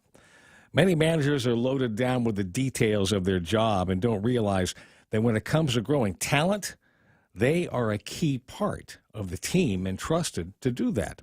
Workers are these peculiar beings with desires and feelings and careers, and some feel that special attention might do them some good.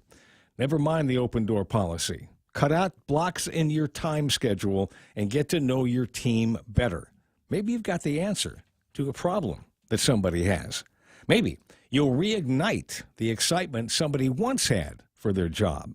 Maybe you'll do a little brainstorming with one of your workers and come up with a great idea.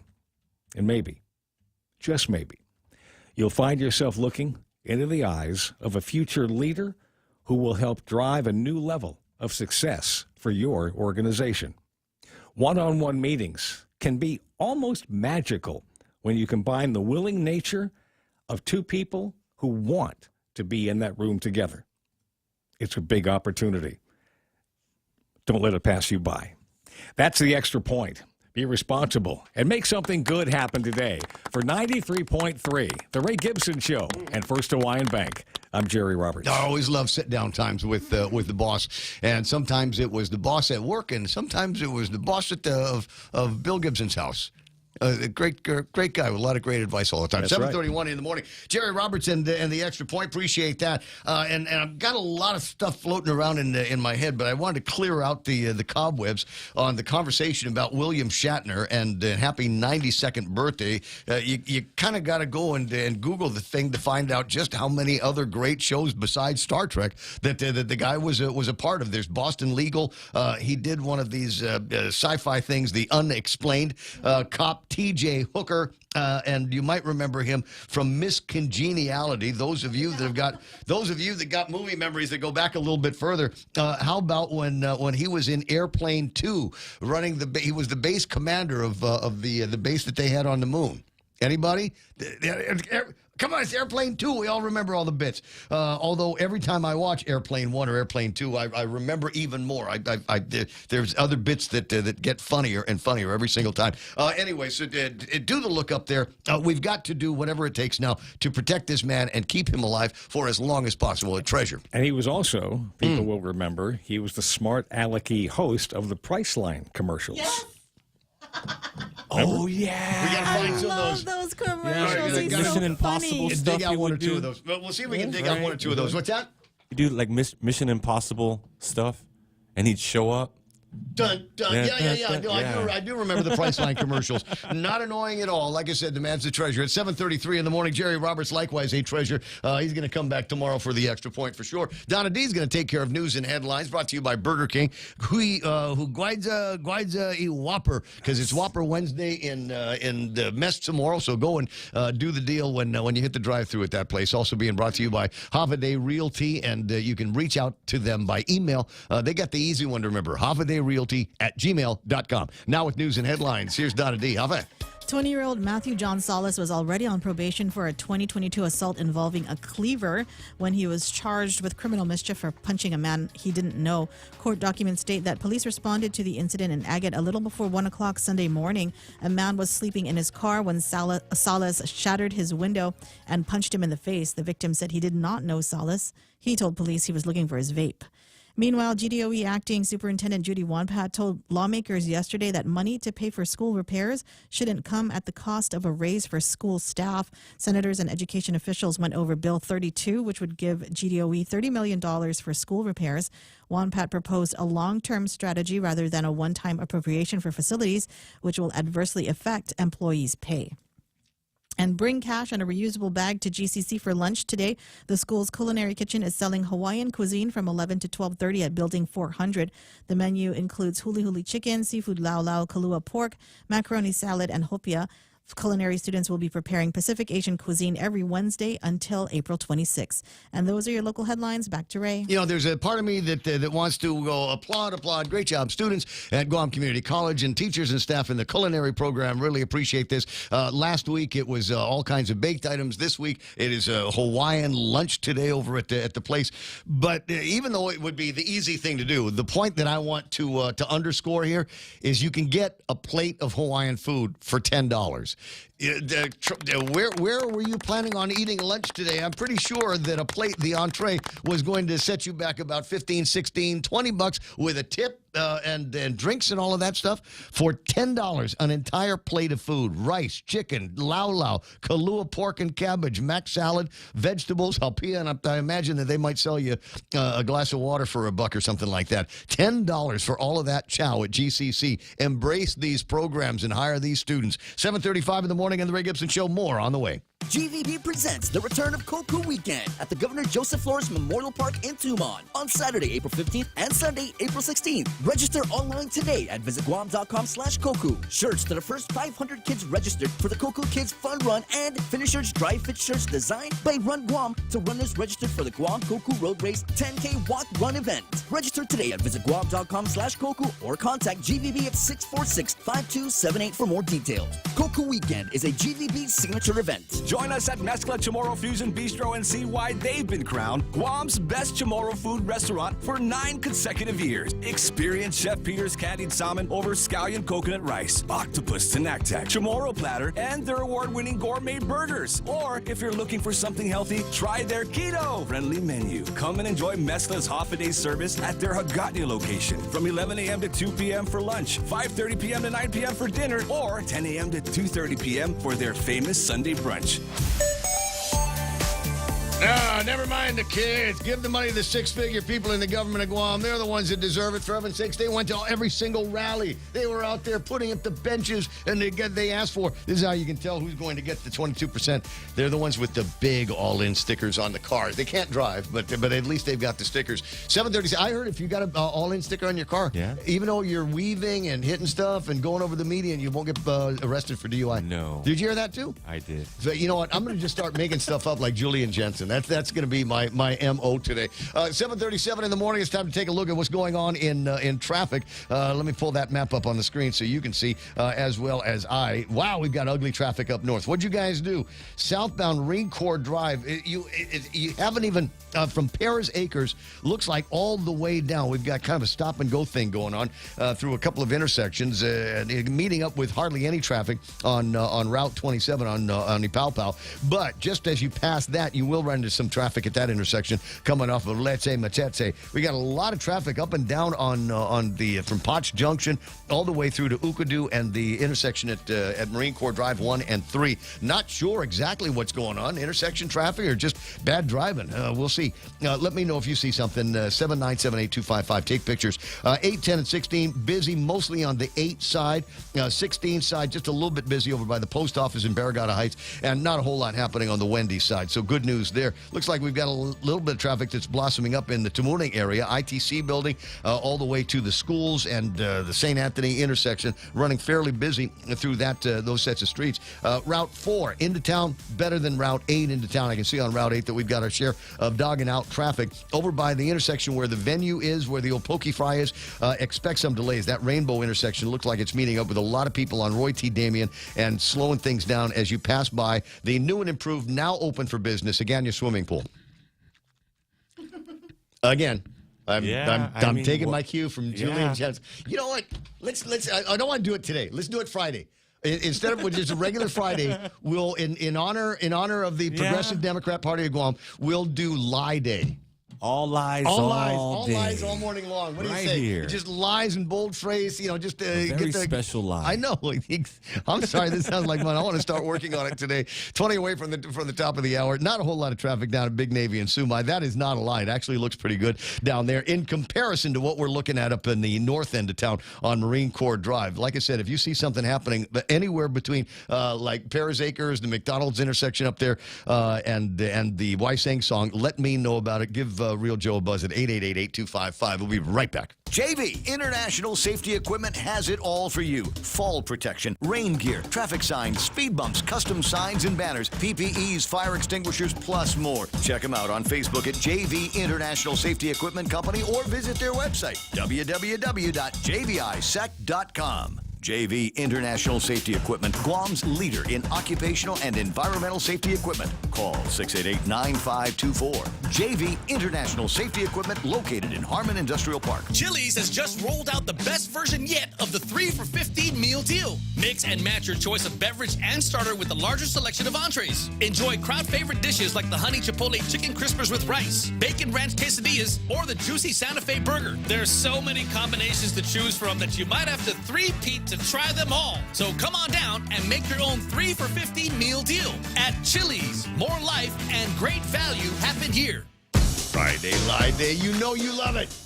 You know you love the idea. 20 away for the top of the hour. Ray Gibson Show until it's not going to be anymore. And thank you very much to my buddy Tom Tomasi. He sent me a couple of links on YouTube for a couple of interesting moments from the life of William Shatner, 92 years old today. And it's a video of a spot that he and Leonard Nimoy did for Western Airlines back in 1985. Really? I might play that for you a little bit later on. But for all of the people that are listening right now and going, hey, wait a second, wasn't he also in the Priceline commercials? The answer is yes, he was. Audio up, Real Joe. Hello there. I'm the Priceline negotiator, and I'm here to change the way you book travel. You see, I negotiate deep discounts on flights, hotels, and rental cars. Because I'm willing to do whatever it takes, whenever, wherever, to save you up to half off on your next trip. That's a steal. No, that's a negotiation. Go to Priceline.com and let the saving begin. Wait a second, hold on. No, apologies for the slower than normal audio on that one. I think there's a thing that's in retrograde. I've got to make an adjustment on. At any rate, so yeah, the Priceline negotiator. I think we now know who negotiated for the government of Guam. On the hospital lease. Yeah. We now know that our questions have been answered, thankfully. Wow, how about that? Might run a couple more of those a little bit later on. In the meantime, there was another piece of audio. Might as well get it out of my system now while I'm thinking about it. This one here comes from the World Baseball Championships that are taking place in Tokyo, Japan right about now. We're down to the last game. It will be the United States taking on the Japanese. And there was, for a while yesterday, a little bit of touch and go. It did not look like the Japanese were going to win this game. It looked like the Mexicans were going to be able to take them out of the playing and face the United States themselves. Now, I'm not going to give you the whole. They were off by. They needed 3 and they got it, and then there was a walk-off. Because frankly, I don't understand those concepts of baseball. But you can understand how excited everybody was, including the guy that was calling the baseball game. Joe, can I get some audio on this one?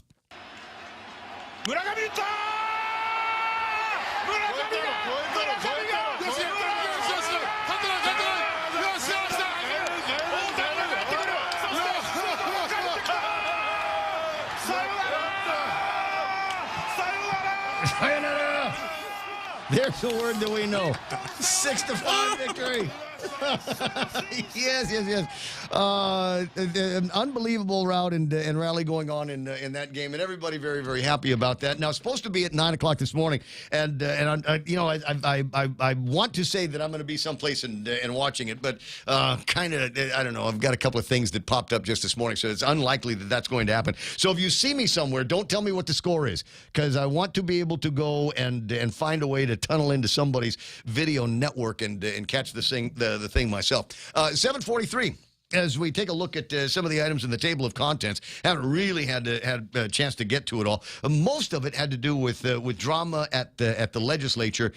Jerry Roberts came in and asked, because he knows that I'll pay attention a little bit to what's going on. He says, did they pass the raise bill? And I said, no, they haven't gotten around to that. Maybe they're going to do that today. They wanted to go in order of priority. And by any stretch, any number of promises that we've heard in the last, 100 years of being voters in this town. That's got to be education, because I believe that children are our future. Teach them well and let them lead the way. We've heard that, right? Every election cycle. Oh my God, we got to do this for the kids, and then they get elected and they do everything but taking care of the kids. Chris Barnett and others did not want that to be the way they started the 37th Guam legislature. So 3 measures that have been voted on and passed unanimously that should go quite a ways to lubricating all of the processes that they need in the Department of Education to be able to affect the mountain of repairs that they've got to do in the Department of Education. Stuff, what do we call it? Deferred maintenance, and a whole lot of it. And it's kind of interesting conversations, and they were visited by the ghost of speakers past in the form of Speaker Judy Wonpat, who videoed in from Washington, D.C., where her and Madeline Berdalio are probably cha-cha sliding somewhere. But anyway, so she chimes in and naturally starts spouting out about how we got to do the pay raises.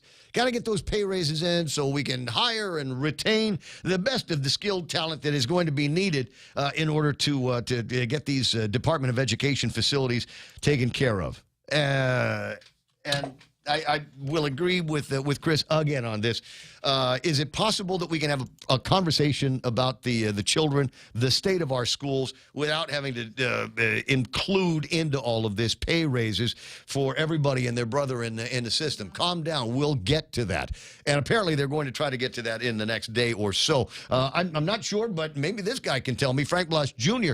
on the line from the 37th Guam Legislature. Are you guys going to be tackling the pay raise bill today?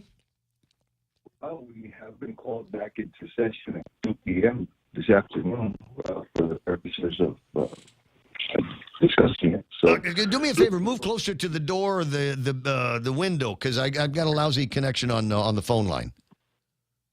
Sounds like you're a little bit underwater. You got to get closer to the cell site, or if it's a WhatsApp or whatever, you're gonna have to get closer to the router. At any rate, I think I hear you a little bit better. So you've been called back in at 2:00 for a continuation of the session, correct? that's correct. So we'll see what happens there. Okay, now that's not necessarily why I'm reaching out to you. There's, I want to applaud you for saying, wow, there's been a lapse in bills that have been introduced over at the legislature. So you've got one in there now. Thank you very much for updating the legislative bill site. What is the measure you have just recently introduced? Be the measure to be able to fund the continuing efforts of Guam Unique Merchandising Art. Is that the one? Yeah, whatever it is. It's number 80, millions of dollars for the purposes of providing mentoring, financial assistance, and startup businesses being developed with that program. I appreciate that because I like the program, and I like the idea where we're trying to build up some entrepreneurs. Having said that, though, it occurs to me, is it tomorrow that you guys are going to be having hearings on the variety of LEAP legislation that has been introduced so far? Yes, there are obviously. There are 3 separate measures that have been introduced, one by Chris Barnett, another one by myself, and then the third one by Joe S. Joe S. And that's the only one the governor mentioned when she did her State of the Island address. Was she unaware that there was companion legislation by Chris Barnett and the minority chair? I'm not going to speculate one way or another. At the end of the day, what my concern will be and what my hope will be is that we will continue to find ways to be able to rebuild our economy, help those businesses that, were restricted in being able to operate or shuttered or ordered to be shuttered, and as a result, unfortunately, a great many businesses and a great number of individuals who are employed by these businesses, are no longer have a means to be able to put food on their table. They're still struggling, so these measures are meant to be able to help the business get back on the street.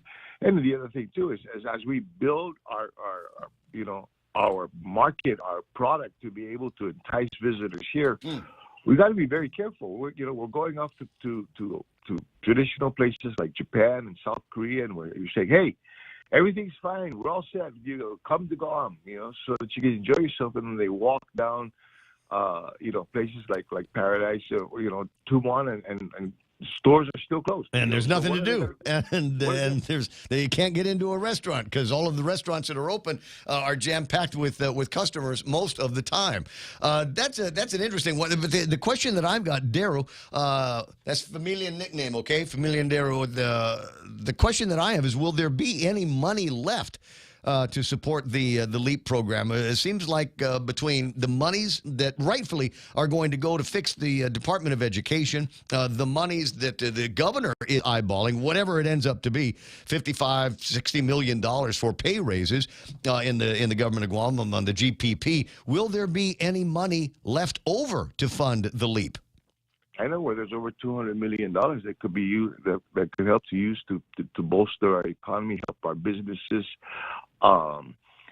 take care of some of the CIP projects within are not just our aged facilities in the schools, but in the hospital.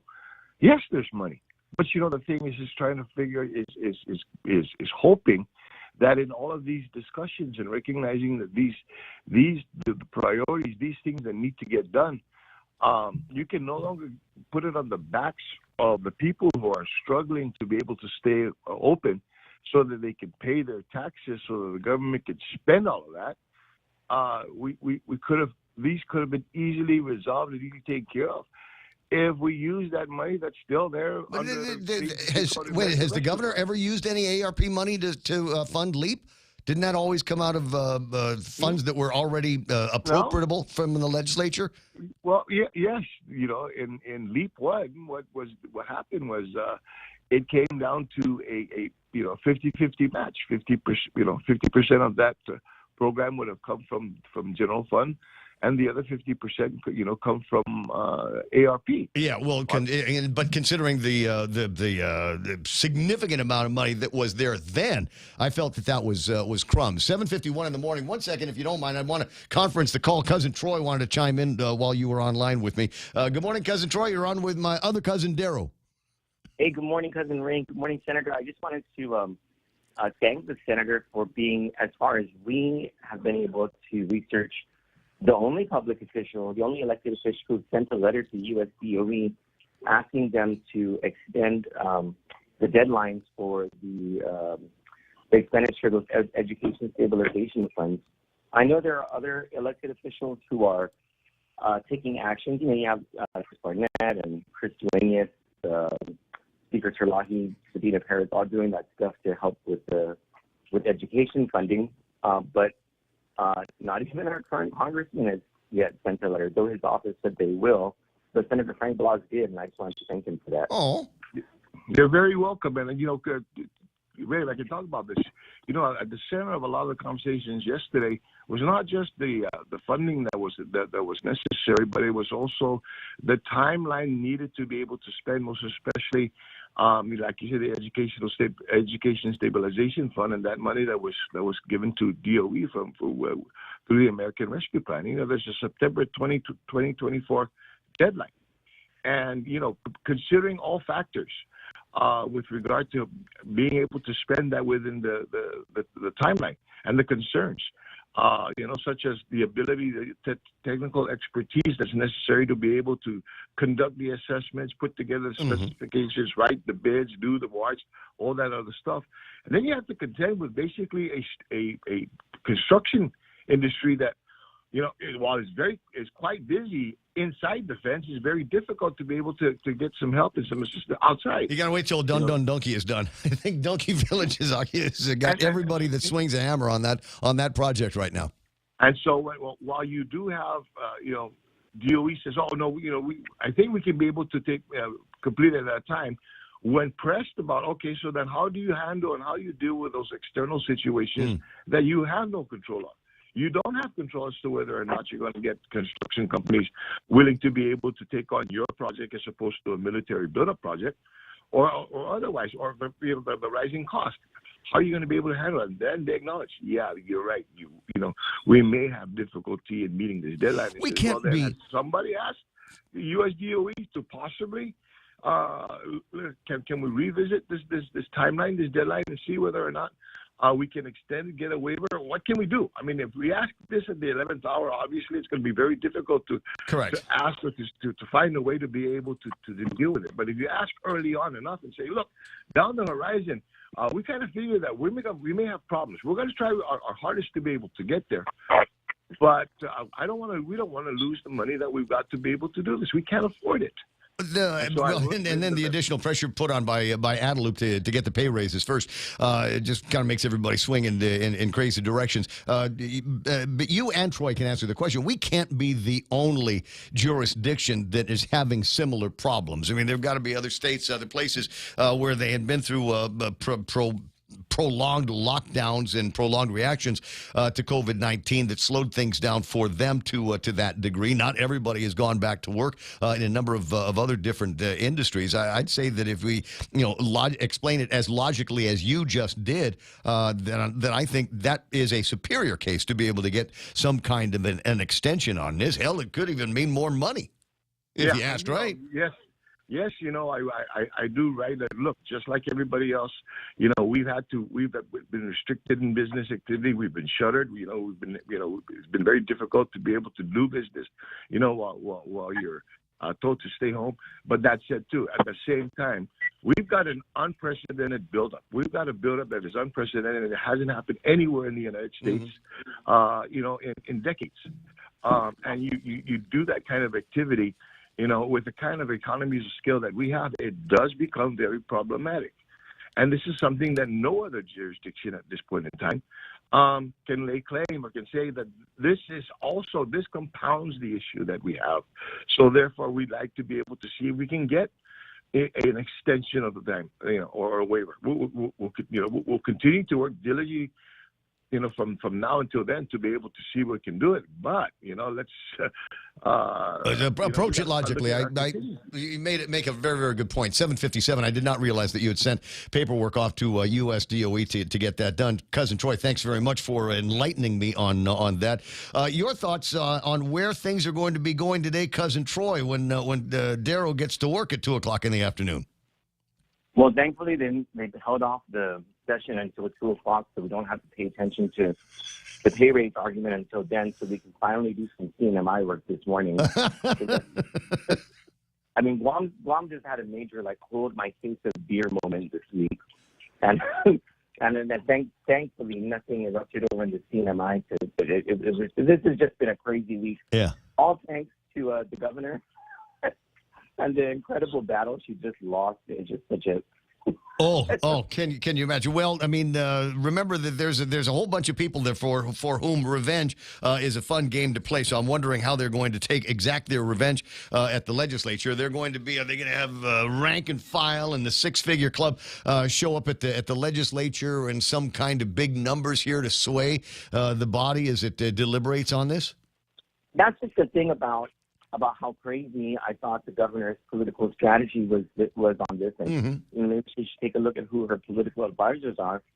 But I think every single senator is in favor of pay raises for those rank and file employees. The governor is having, and the past 2 days have just exacerbated the problem that she has, where she obviously does not value education as much as she does pay raise for six-figure salary employees. So now that the spotlight's going to be on the pay raises, everyone's heightened about it. She's caused, because of the game she's played, she's caused resentment against the Guam employees getting pay raises. So the battle's going to be a little harder for her to convince senators that six-figure salary employees on the general pay plan should be getting 22%, just like a $22,000 employee under the general pay plan. Frank, is that where things look like they're headed this afternoon? That open things up and then tear it apart and throw in some amendments that might ring a little bit more fiscally conservative, where it comes to who is going to be getting these raises, what kind of amounts are we talking about? Yeah, but I think also I recognize the fact that when you had this Titanic sailing, in smooth waters. And so there were some concerns with regards to the navigation, and whether or not there was enough fuel to get it through. Then what happens is the administration then throws this thing, this ice tip of the iceberg, or this iceberg right at it. in the form of, a blatant and false attack on not just, my colleague and with Senator Duenas, but on the institution that needs to be able to deliberate this. And you're going to try to bully us, and you're going to try to you basically just lie about us. That put a pretty big gash on how well this boat is going to sail. So we definitely got to be watching at 2 o'clock this afternoon. Darryl, I got to run. Appreciate your time. Get ready for, as somebody said, there's going to be some fireworks. Cousin Troy, I reserve the right to buzz you a little bit later on to talk to you about the same thing. And maybe you can help us with our Julian Jensen themed Lie Day Friday. You guys have a blessed day. May the peace of the Lord be with you both. All right, it's 8 o'clock. Here's Fox News. Today, a law enforcement source tells Fox News Trump isn't expected to be arraigned until next week, though, as the Secret Service needs to coordinate Trump's surrender here in New York. Now, one of Trump's defense lawyers from a separate lawsuit told reporters today Trump is not afraid of an indictment and that he would be vindicated by the facts in the case. Fox's Brian Yennis. This is the judge overseeing the New York State fraud case against Trump has ruled the trial date of October 2nd will stand. A divided Oklahoma Supreme Court has overturned a portion of the state's near-total ban on abortion, ruling women have a right to the procedure when pregnancy risks their health, not just in a medical emergency. A second day of meetings in Moscow between Chinese President Xi Jinping and Russian President Vladimir Putin. China claims it's an effort to encourage Russia to de-escalate the situation in Ukraine, but White House National Security spokesman John Kirby isn't buying it. He and his regime keeps parroting the Russian propaganda that this is somehow a war of the West on Russia, that it's some sort of existential threat to Mr. Putin. That's just a bunch of malarkey. Meanwhile, Japan's prime minister made a surprise visit to Ukraine. He called Russia's invasion a disgrace that undermines the foundation of the international legal order and pledged to continue to support Ukraine until peace is restored. This as the U.S. is speeding up its delivery of Abrams tanks to Ukraine. Wall Street stocks rally, led by the banks beaten down by the industry's crisis. The Dow added 316. The NASDAQ gained 184. America is listening to Fox News. Guam Regional Medical City is the center of excellence for general and minimally invasive surgeries like colonoscopy, dialysis and vascular access, gallbladder, skin and soft tissue, gastrointestinal tract, hernia repair, spleen, select liver and pancreas diseases, upper endoscopy, and more. Schedule your appointment with GRMC today by calling 671-633-GRMC. That's 671-633-4762. For more information, visit us at grmc.gu. After a long wait, the biggest, juiciest, most flavorful chicken makes its return. The Circle K 3-pound rotisserie chicken is back. Get 3 whole pounds of perfectly seasoned chicken for all your family feasts. And for a limited time, pick up a rotisserie chicken and a Pepsi Family 2-liter soda, the perfect dinner combo, for only $19.95. Available at select Circle K stores. Swing by and take yours home today. Circle K, take it easy. The ability to vape in most public spaces in Georgia could soon be illegal. Georgia, like so many states, already bans smoking in most indoor public spaces, with the most notable exceptions being tobacco shops and cigar lounge type businesses. But a new bill getting final passage in Georgia's legislature would enforce the same rules for electronic cigarettes, otherwise known as vapes. Violators would face fines. Governor Brian Kemp would need to decide whether or not to sign it into law. The bill has the support of the Georgia State Health Department, which says vaping can cause illness and led to the death of 6 people in 2019. Eben Brown, Fox News. A bill that would formally define anti-Semitism in Georgia has stalled after an amendment in a Senate committee altered the measure in ways its sponsors don't agree with, possibly ending the legislation's prospects in the current session. The bill's sponsors say a definition would help prosecutors and other officials identify hate crimes and discrimination targeting Jewish people, but they asked to have the measure set aside after the amendment was added. The mayor of one Florida city has suddenly quit his job. No such thing as quiet quitting for Clearwater Mayor Frank Hibbard. I'm not a quitter, but I'm not the right leader for this council anymore. The mayor surprising everyone by stepping down during a budget workshop Monday night. This is simple math. we're not doing very well on the test. City council members were talking about the $90 million cost for a new city hall. Hibbard was the only member opposed to the expensive project. CJ Papa, Fox News. General Motors Cruise Autonomous Vehicle Unit has asked the state of California for permission to test the cars across the entire state. They're already running an autonomous ride-hailing service in San Francisco. I'm Lisa Silasara. This is Fox News.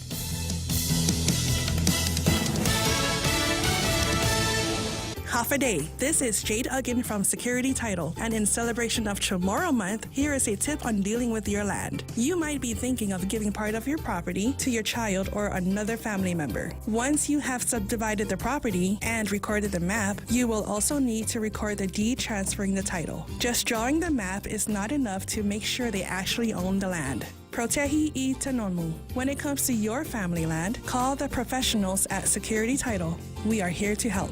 The Guam Visitors Bureau presents the return of Koku Weekend, April 15 and 16 at the Governor Joseph Flores Memorial Park in Tumon. Kids ages 4 to 12 can participate in Koku Weekend by registering for the Guam Koku Kids Fun Run happening on Saturday, April 15. Calling all runners for the Guam Koku Road Race 10K Walk Run event on Sunday, April 16th. Register online today at visitguam.com/Koku or contact GVB at 646-5278 for more details. Koku Weekend is a GVB signature event.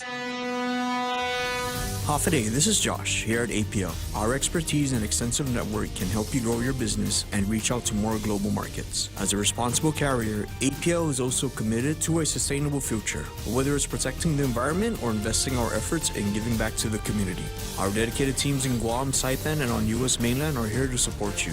Call 588-4651 or visit www.apl.com. Your local news is brought to you by Nambo Insurance. Skip the line, pay online. It's fast, easy, and secure. Visit nambo.com for more information. Half a day, it's 8:06. I'm Donna De Jesus with a look at your local news on The Point. The Archdiocese of Agana has sold 2 major real estate properties to help pay clergy sex abuse claims. District Court Chief Judge Francis Tydinko Gatewood approved the $5.8 million sale after receiving no objections to the Archdiocese's $2.3 million sale of its Chancery property in Agana Heights to Phoenix Foundation, or the $3.5 million leasehold sale of its FHP Take Care property in Tamuning to AMBC, which owns the Central Medical Clinic in Dedido. There are 82 other Archdiocese properties, including those near Catholic parishes and schools, that are also expected to be sold later. Sale proceeds will go toward the Clergy Sex Abuse Settlement Trust. There's no word on when the initial settlement payments will be released to more than 270 survivors of Guam clergy sexual assaults dating back to the 1950s. And lawmakers spent nearly all of yesterday discussing and debating a $30 million school maintenance and repair funding bill introduced by Senator Chris Duenas and adopted a compromise amendment from Speaker Therese Terlahi that split the source of the funds, $20 million from fiscal year 2023 and $10 million to come from fiscal year 2024 revenues. The legislature was preparing to vote on Bill 32 along with two other measures related to addressing school sanitation and maintenance issues. GDOE's preference was, rather than a one-time appropriation, consider annual funding for deferred maintenance, including a public-private partnership. Senator Jussie Lujan questioned if GDOE wanted the $30 million or not, which he says is available right now. Facilities and Maintenance Manager Phil Tovis says the much-needed repairs might still not get done because everybody's focused on the military, the big money contracts, getting bidders to participate. More news after this. Go green, go hybrid. Go to Nanbo Insurance, and your next power bill is on us. Insure your hybrid car at Nanbo and get up to $350 towards your next power bill. That's instant savings for keeping our island clean and green. Nanbo has been providing Guam with over 50 years of reliable and affordable auto insurance. At Nanbo, it pays to go green. Terms and conditions apply. Visit nanbo.com or call 477-9754 for details. GDOE Acting Superintendent Judy Wanpat told lawmakers yesterday that money to pay for school repairs shouldn't come at the cost of a raise for school staff. Senators and education officials went over Bill 32, which would give GDOE $30 million for school repairs. Wanpat proposed a long-term strategy rather than a one-time appropriation that would adversely affect employees' pay. Education Chairman Senator Chris Barnett says he did not appreciate the specter of lost pay raises being used to say the funding was out of line after lawmakers were constantly thrown under the bus for not giving schools more money. Barnett said, "Trust us, we're going to get to the raises. Nobody here wants to see any of the hardworking employees at GDOE not get a raise." Speaker Therese Terlahi says school officials are taking care of politics first. And GUMA has started another cycle of the free program to help residents start or establish a home-based business. The next training will be held on Saturday, April 15 from 9 to 3 at the Zonia Community Center. A new ticketing system will be used to make tracking attendance easier. Those who want to attend a lesson will need to select the day and location at gumaguam.com. Participants who complete the program also have the opportunity to apply for micro grants of up to $3,000 to help jumpstart their business and cover initial costs. To be eligible, an applicant is required to submit a business license, short form business plan, micro grant application, and expense quotes. The next micro grant submission due date is April 28 at 5 o'clock. And those were your top stories. Now back to Ray with weather. I might get around to doing that. I was just looking at some of the other big deals that are happening across the nation and the world. The FCC has provided Starlink and T-Mobile with a favorable ruling in their quest to provide satellite cell service in locations with spotty traditional coverage, like in Iran. The commission voted unanimously to establish a new platform of regulations that will allow satellite companies to leverage the growth in space-based services to connect smartphone users in remote, unserved, and underserved areas. You remember Starlink when the Russians first went into Ukraine? One of the first things that they did was command and control and trying to eliminate as much of that as possible and basically blind everybody in Ukraine as to what they were doing. So cell sites, telecommunications were among the first of the targets. When Elon Musk heard about this, I want to say that the guy airdropped a whole bunch of these Starlink cubicles so that they would have some way of doing this. Now, since then, Starlink has announced that they are global. But I cannot get, despite the fact that I've tweeted to Elon Musk directly 3 times, do we have it here on Guam yet? Because I think they've got it in the Philippines. And it is a global network and a necklace, if you will, of these low Earth orbit satellites that are up there, bouncing information back and forth between one and the other. It's incredible science, and they've only been talking about it for 25 years, and it's finally here. And the question is, do we have something like that on Guam? Will that Starlink service be available? And what kind of speeds are we going to be getting with this? Get Bob Kelly on the line. I know he wants to talk about one thing or another that actually has to do with electric cars. More on that in a minute. Now, getting into the cars conversation, we don't normally do traffic at 8 o'clock in this part of the hour. Usually wait until it's closer to the end of the hour. But earlier I remarked how ugly traffic was getting out of Perez Acres through the Ipaupau area and then into Dededo. If you're up in Dededo wondering, hey, where's all the traffic right now? It hasn't gotten there yet. Southbound Marine Corps Drive traffic has been snarled all morning long, apparently. And the answer is, I might need some audio on this one here as well. Army Lynn has sent me a couple of voice messages that I can play for you right about now. Here is number 1 of them.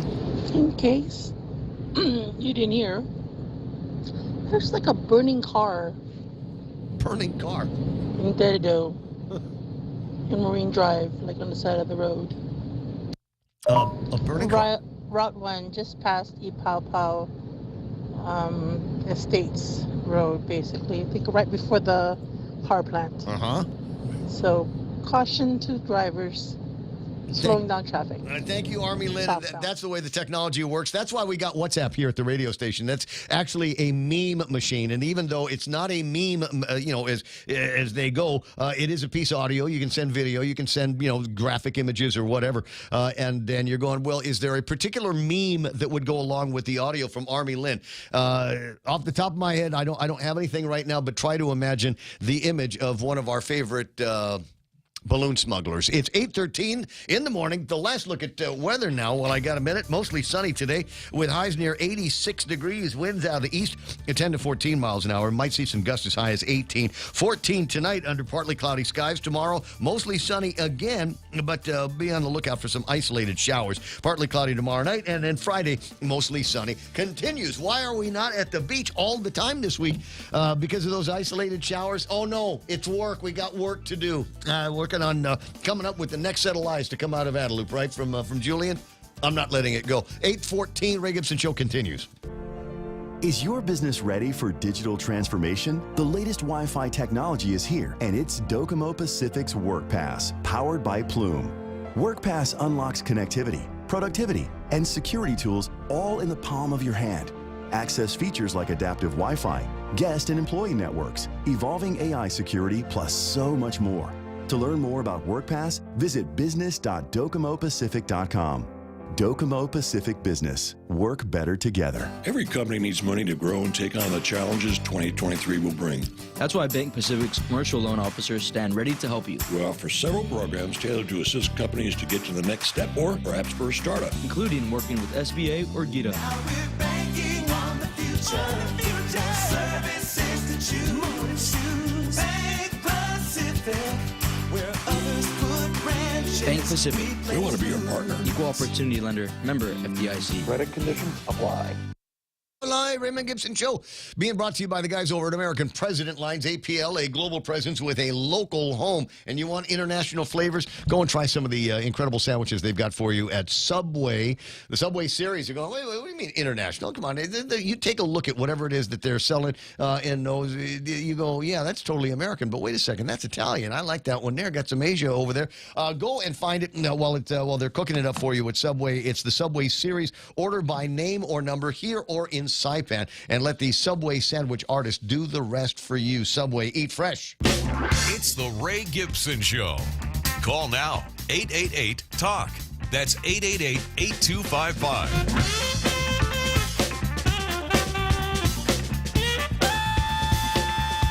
I got you. 8:16 in the morning. Real Joe's like, Tyler would like to clarify some things with you. One of the first things that we looked at in our original traffic report, and I've been doing this every day just because I'm curious as to where Optimus Prim is. We feel like we've got a little bit of pride of authorship over this. We've been know about it. I know the guy that drives the thing around, and I try to stay up to speed on its movements in and out so I can keep you up to speed on it. But maybe did I get something wrong, Tyler? Is that what happened? Because I'm looking at the map here on the website, and it says that Optimus Prim is on the glass breakwater, but I got a message from the driver who says, actually, it's up in Ukadu right now. Maybe the GPS got shut off. Good morning. Welcome to the program. Morning, Ray. Yeah, so there was an issue with our live tracker last night. This has been one of the most reliable tools that we've had in keeping the public informed. So, yes, if you go to our website right now, it currently says that it's still at the PAG. This is incorrect. It's actually at Ukadu right now, as you said, and we're having the tracker diagnosed as we speak. Now, we actually have two trackers. One is for the general public to view. That's on the website. And then we also have one for back-end reporting. Now, this one tells us exactly where the SPMT is at every second of the move. We've actually geofenced certain areas and intersections, so we're notified as it's approaching. So with what happened last night, we were still able to accelerate our PDN SMS alerts the moment we knew this was happening. Well, I'm glad there's so much science behind all of this. And yeah, look, I'm in a business where there's a lot of technology, and every once in a while, Windows will update unexpectedly, or you have to Control-Alt-Delete or something like that. So I'm sure that you'll get that working part back in order. I'm glad it's not affecting the operations of the moves of Optimus Prim. Now, the other point that I got from the driver is he doesn't have too many more loads to drop up at Ukadu after this. He says there's like 3 more, and then they're done. Well, the project is moving in certain phases, and one thing I actually wanted to clarify is that it was a little bit it was an oversight on our end. We're actually not at transport number 10. We're actually at transport number 13. So it's great. We're actually 3 moves ahead than what we realized. What we found out was that on our on our end, it's counted as two moves whenever the 16 and 18 axle trailers are being used. So we found that out, and we're letting all our media partners, the general public, and organizations know we are actually not on move number 10. We're on number 13. Wow.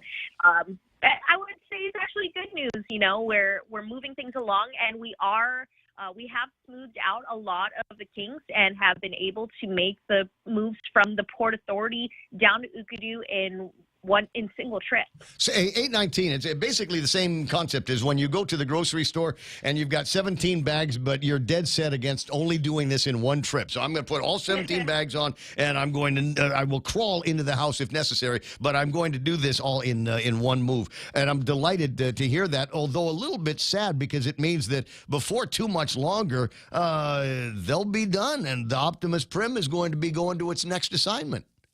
Hey, it's all history in the making, but, you know, I want to thank you for always keeping our public informed, and also, of course, thanking the public for doing their part. We've been able to get through these moves nice and smoothly. Of course, we did have those kinks in the beginning with some technical difficulties, but this was expected, you know, and like I said, it's been smooth. Everyone has been safe, and I just want to remind everyone to stay updated, follow us on our social medias, subscribe to our email alerts at poweronthemove.org. So what are you going to do when they're done? I have some things lined up that I'm not able to release just yet, but you know, whatever it is, I'm glad to have been a part of this project. It's been a huge... what a monumental thing. I mean, that's depending on what you want to do for the rest of your life, this is definitely something to cram into your resume and your curriculum vitae. What did you do? I was the point of contact on a move that involved moving several tons on a going basis. I think that's fantastic. Wouldn't surprise me if you ended up somewhere in the Republican Party of Guam in the 38th Guam legislature. You know, I do still speak to some of our lawmakers and some people that are planning on making. Okay, here's what I want. I want you to run for the legislature, and I want your mom to run again for lieutenant governor or governor. You know, everyone was trying to convince me to run, but I don't know. I don't know just yet. I'm not going to make any confirmation, but you know, I here's my thing. I will never say no right away to any opportunity that presents itself to me. So, we'll just have to see. See, that's a good attitude. And the other one is when they're making offers, never swing at the first pitch. 8:21, Pop Rocks and Soda tonight? Yes, sir. See you there. All right. Might see me there, as a matter of fact. I'll be noshing on some Steel Beach and eating my, my grilled cheese sandwich. I'll see you pretty soon, Tyler. You have a great day. Tell your mom I'll say hello. All right, groovy. 888-8255, 888-TALK. If you don't know, you don't know. Her mom is Sabrina Salas Montanani, KUAM News, and then she ran for lieutenant governor with Mike St. Didn't work out. Still, every once in a while, we'll get a blurb or a story on social media, and I'm always delighted to. I consider her a good friend. Bottom of the hour, getting close to the bottom of the hour. I haven't had a chance to take a look at what folks are talking about in the social media here, because we've been so busy in the regular media finding out what the heck is going on. Where did I leave off here? Was that at Penny Cruz saying good morning, and Eddie Cruz online asking, will the LEAC be adjusted soon so we can afford our power bill soon again? Now, and the answer, I'll just tell you the answer. Where are we in the year? It's March. I don't think they're going to look at that again anytime very, very soon. I could be wrong. However, you did get me thinking about, and I don't want to be the guy that conveys the bad news, so somebody else find out for me so we can pass it along. When does the program on cheap electricity end? Tomorrow. No, it's not tomorrow. But how many months? So when did that start? Was that January or February? When we got it, and how long was that supposed to be? I'm just saying, was it like 5 months, 6 months? I gotta go back in the chronicles, and you know how lazy I am. So I don't know that I'm going to be able to do that today. But if you have the knowing, then do me a favor, find out how much longer we have got with that. Hold on a second. I got GPAs online. Ends April. Says my contact over at the Power Authority. The last $100 will be applied in April, and that I know of, there's no conversation about whether or not that's going to be extended again. Although I would be very, very happy to have that extended again. Now that I know which college my daughter's going to be going to, I need all the savings I can get. 823, thank you, B. I appreciate that. 888-8255. Ruel the Rooster Drilon is there. Ruben Mortera talking about, I love the Whopper. Happy Wednesday. All right, we'll get you details on that. It's Guiza E Whopper because it's tomorrow month. All right, so you got that. Keep that in your head. 824. Earlier, I'd sent you in the direction of an editorial contribution in today's Pacific Daily News by Lee Weber, talking about how the hospital deal lacks transparency. No, really?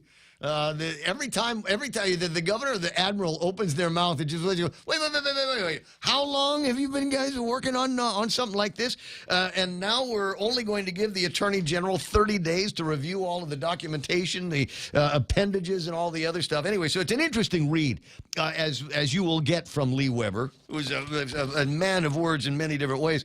And then there's a measure here. There's an editorial letter to the editor that was written by, I call him Jeff Jams, Jeff Sanchez, the owner of ShowPro Pyrotechnics, throwing in his 2 cents on the, quote, safe and sane fireworks measure. Good morning, Jeff. Hey, good morning, Ray. I looked at this. I'd completely forgotten that there was anybody that would have an interesting, if not confrontational take on the Kane Dwayne's bill that would bring back personal pyrotechnics to the community. And I forgot that I knew you until you wrote this, and I said, "Oh, I got to talk to him about it." Then fireworks bill is a bad idea. Why is that, Jeff? Well, and if you read the letter that I wrote, you know, I've not only had a personal experience when I was young, getting burned by one of those safe and sane fireworks, and you know, lighting it correctly the way it's supposed to be lit, and the darn thing jumped up from the ground and into my sweater, burning my chest. I wrote that out there, but you know, as a professional, and you know, having been trained and on the disciplines and all of the, you know, the respect for this product, which is gunpowder, you know, packed and made into an explosive device, man. You know, you're literally playing with fire. I mean, the stuff is dangerous. Well, from the word jump, I mean, we often talk with Jeff when it gets to be fireworks time. You get Liberation, New Year's, a bunch of other deals that are going on. When we just want to show off, we just want to do some fireworks to light things off for, say, Kick the Fat, or at the what was the deal? The city party that Bank of Guam had. They had fireworks at the beginning of that. Look, everything from the shipping of the fireworks, and I know this from personal experience. I used to coordinate fireworks shows back in the day. The shipping of the fireworks, that's one. And then it gets here, and then it's got to be put someplace safe. That's two. And then you want to make sure that you've got somebody that is licensed to be able to light those fireworks off in a safe manner, not just for them, but for the team that they've assembled to be able to put together a fireworks show. A lot of moving parts in all of this, because one of the moving parts is dangerous. The little bombs, big bombs, it doesn't make any difference. They're all basically bombs. So I can see where you've got a lot of concerns that you are expressing about this. But in your mind, I mean, you're the big fireworks guy, and so it's a question of scale. Are there smaller scales that maybe we ought to be pursuing in this? Or, you know, is there a safe, it's like asking if there's a safe cigarette, is there a safe kind of pyrotechnic for people to be able to use in their backyards?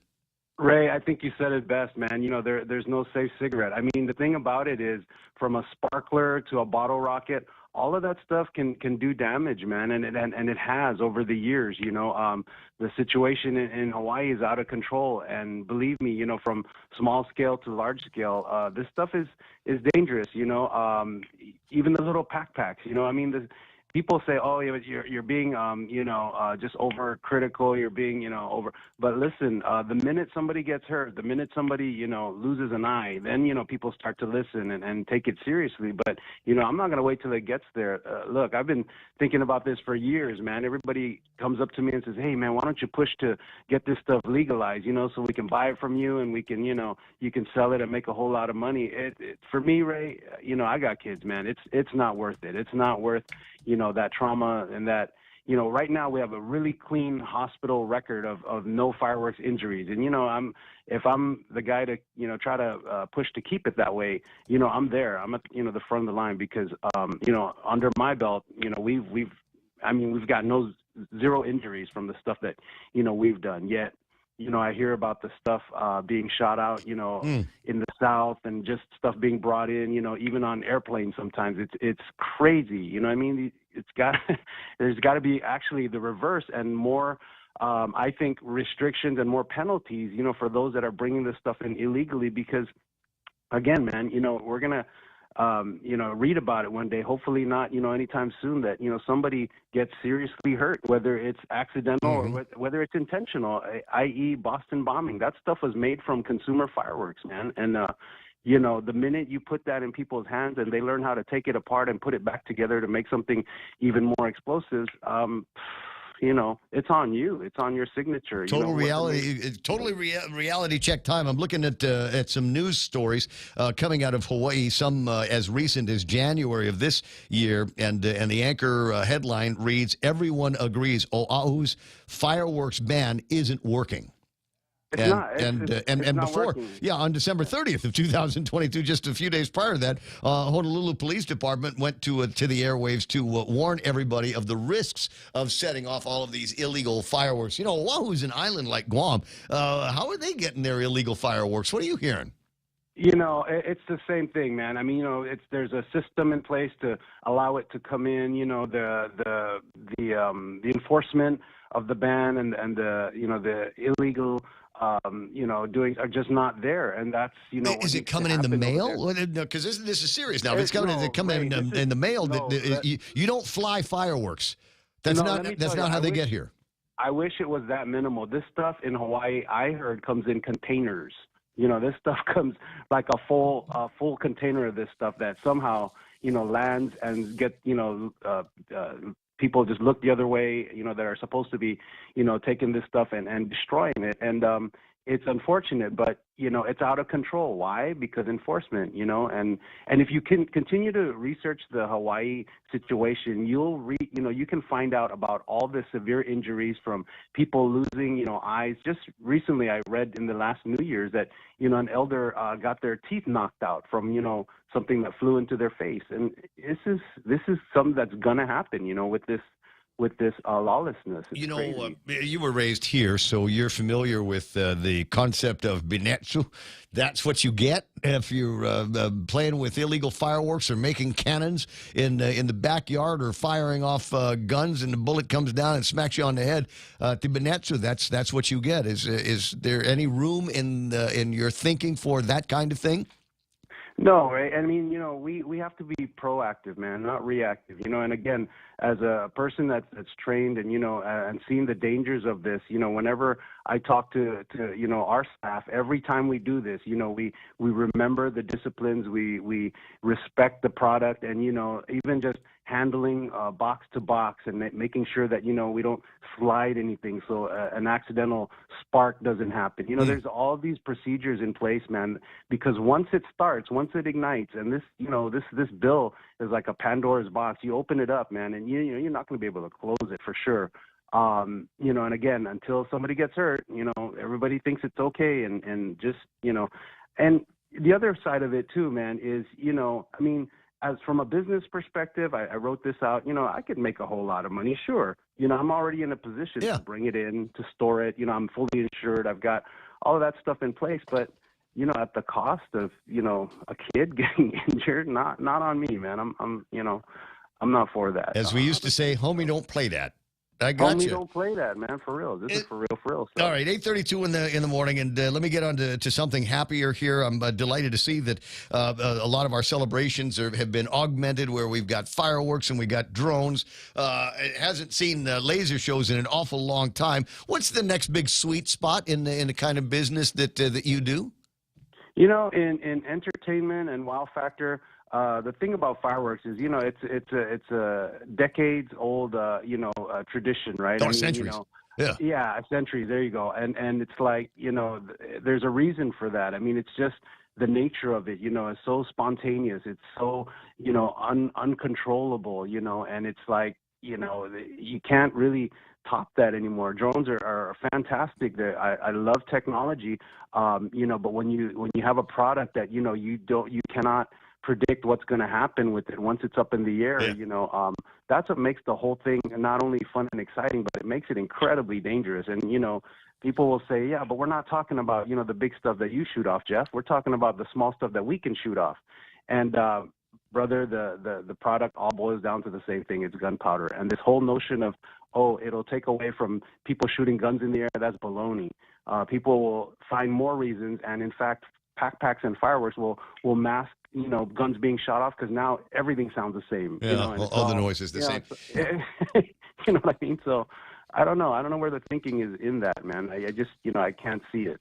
All right. Well, there's your testimony, and I know that. Did you provide that to the legislature in the hearing? I did. Okay. I sent it out, and then I doubled up to make sure that they got it. Some said they didn't, and I'm like, wow, it was supposed to be distributed through a means of a distribution. If you go to the legislature website, there's an email that you can send it to that's supposed to get, sent to everybody. But some of the people that I emailed direct said, nope, I didn't get it. And so, I hope that they're listening. I hope that the article's read. I hope that social media creates a buzz about this, because, again, it will. But you're putting yourself out there, so I just warn you. This is not normally a position that my buddy Jeff Jams finds himself in. But there's a lot of people that will loudly disagree with you. So be prepared. Right. Be prepared for that. Definitely, and I have been, man. And when for human safety, I'll stand up to it. Good points. Any fight. Good points. Listen, 8:35 in the morning. I'll talk to you soon. Hope I see you sooner. I mean, in addition to the fireworks, you can also call on Jeff Jams to do some audio backup for you for meetings and get-togethers and parties and all of that. And lighting. He was also a genius when it came to lighting in the clubs. I got it. Just one last thing before, because there are not too many of us old school guys that are left, but. I ran into Q last week, and I was thinking, when was the last time, it was before COVID, where we had one of those get-togethers at the beach? The guys always hit me up for that. They're like, Jeff, when's the next one, man? Yes, because it's your equipment. None of us, nobody wants to haul their own crap, and hell, I only ever showed up for the food and the beer. Yeah, no, we're working on stuff, Ray. I mean, there is a quiet community out there, but nevertheless, it's a community, of people that used to make other people dance and party all night, and now we're the ones, kind of just sitting back and going, man, the good old days. Yeah, but Q's apparently still working. That's the good news. I guess he's got that gig over at Icon. Anyway, we got to hook up soon. As I said, there's not too many of us left. It's 8:36 in the morning. Jeff Jams on the radio. We'll talk to you when we talk to you. Find out when the next big send-up is going to be. Bottom of the hour, quick break. We'll find out what's happening with news and headlines with Donna D. I might take another look at the traffic gizmo and see if that's calmed things down over at Ipao. I'm not sure yet. And we'll do that probably after these messages. Don't move. Family Finance has been serving the people of Guam since 1959, and they will continue to be there for you in the years to come. Whether you're looking to get a personal loan for that summer vacation or paying off those long overdue bills, Family Finance has got you covered. Apply for a personal loan from $1,000 up to $4,100 by calling Family Finance in Hagåtña at 671-475-4545, Upper Tumon 671-647-5626, or in Dededo 671-633-4473. KFC's Lent menu is filled with so many seafood options, it's enough to keep you going for the entire Lenten season. They're all here. Popcorn shrimp, fish fillets, shrimp and crab Kilikun wraps, and our famous KFC shrimp burger. And now you can mix and match chicken and fish in both 6 and 12-piece family meals with sides and biscuits. KFC's Lent menu is available for a limited time at all KFC restaurants and for delivery at kfcguam.com or WhatsApp 300-3278. KFC, it's finger licking good for Lent.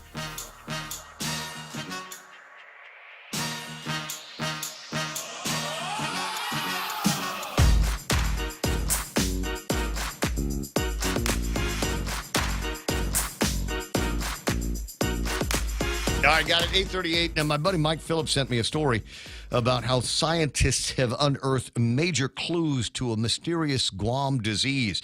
You remember litigo bodig, muscular dystrophy, basically. Parkinson's? Is it the same? No. Well, I got to read the thing to see what it says about it. I've always had a fascination with it because of some of the claims that people have made that linked it to... Chewing pugwa? No, thank God. But Fadang. And you're what? Which tree is that, Ray? And the connection between that and bats and whatever. So there's always been an interesting story. And I knew the doctors that for many years were studying that here on Guam. 8:38 in the morning on the Ray Gibson Show. On screen right now, you can see it is still lingering traffic. Most of drive time traffic has settled down already, but there's still a slowdown on southbound traffic around the Ipao area. And it looks like right as you get near to where the what does she say the power plant is? Yeah.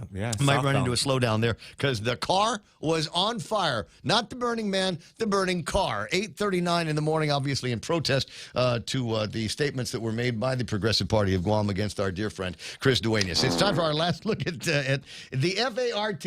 I got to remember what that stands for. It's the Facebook Administration's Response Team, correct? Yes, sir. They must not be, they apparently have not been mobilized.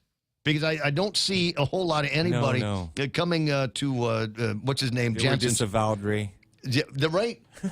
Like Tom Cruise in Mission disavowed, Impossible. yeah. I'm sorry you're not here. Just take off all your identification, anything that might lead back to you and the service of the FART because we're going to disavow your existence. 20 away from the top of the hour. Last look at big news and headlines with Donna Dioff. Donna, what happened? 35-year-old NC Soroshi is facing family violence charges after assaulting 4 people in a drunken rage. Police responded to a Barragata home on Thursday morning. Soroshi is accused of arguing with a man in a wheelchair, grabbing him and causing him to fall, then clawing at his face. She also slapped individuals who were trying to intervene. Soroshi admitted to police that she had been drinking and didn't mean to hit them. Meanwhile, Governor Lulian Guerrero has vetoed a pair of bills requiring legislative approval and greater transparency before a medical campus can be built on Eagles Field property. Both bills passed the legislature unanimously, so it is likely that senators will be able to override the vetoes, but the governor has requested senators who do not share the political appetites and ambitions of the obstructionist politicians among their ranks to sustain her veto. A measure to speed along school projects funded with the time-sensitive ARP money advanced to the voting file on Monday night. Senator Sabina Perez's Bill 46 would expedite protests lodged when a vendor that loses out on a contract with GDOE feels they've been wronged. The delays can take years, but the ARP money will have to be returned in 2024 if unallocated. And that was your last look at headlines on The Point. Now back to Ray. All right, 8:41 in the morning, and remind me a little bit later on that I want to see if I can find some videos on vaccidents. Have you heard this recent phenomenon? I saw a truck. It was a video on Twitter, and it was a truck where something happened to the driver, passed out apparently, and it was one of these big like Mack trucks with a big, huge 40-foot trailer on the back of it, and there was nobody there to turn the wheel or press on the brakes, and it just destroyed about a quarter mile of a section of homes in the States, and they put it down to vaccidents. The driver was vaccinated and had some kind of bad reaction to it, which caused him/her, they, them to lose consciousness. Where are you going? What? You cannot go yet. No. I'm just saying that's what I want to look at before the end of the show. We've got to do these celebrity birthdays and stuff to celebrate today. It's a thing. You already did William Shatner. I did. That's all that matters today. No. You're going to say, oh, wait a second. He's good, too. Okay, go. Stand by. William Shatner, 92 years old. James Tiberius Kirk from Star Trek. Many people will know him from there. That's the Priceline name? commercials. James Tiberius Kirk. Oh. You didn't know that? No. I think they might mention it maybe in just like 1, maybe 2 episodes of Star Trek. Doug Moylan will know for sure exactly which episode. He's a Trekkie? Oh, my God. Does he dress up? No, he in doesn't. The red shirt. Doesn't do that. But you know how on the hull of the ship it's the NC something. He knows what all of that means.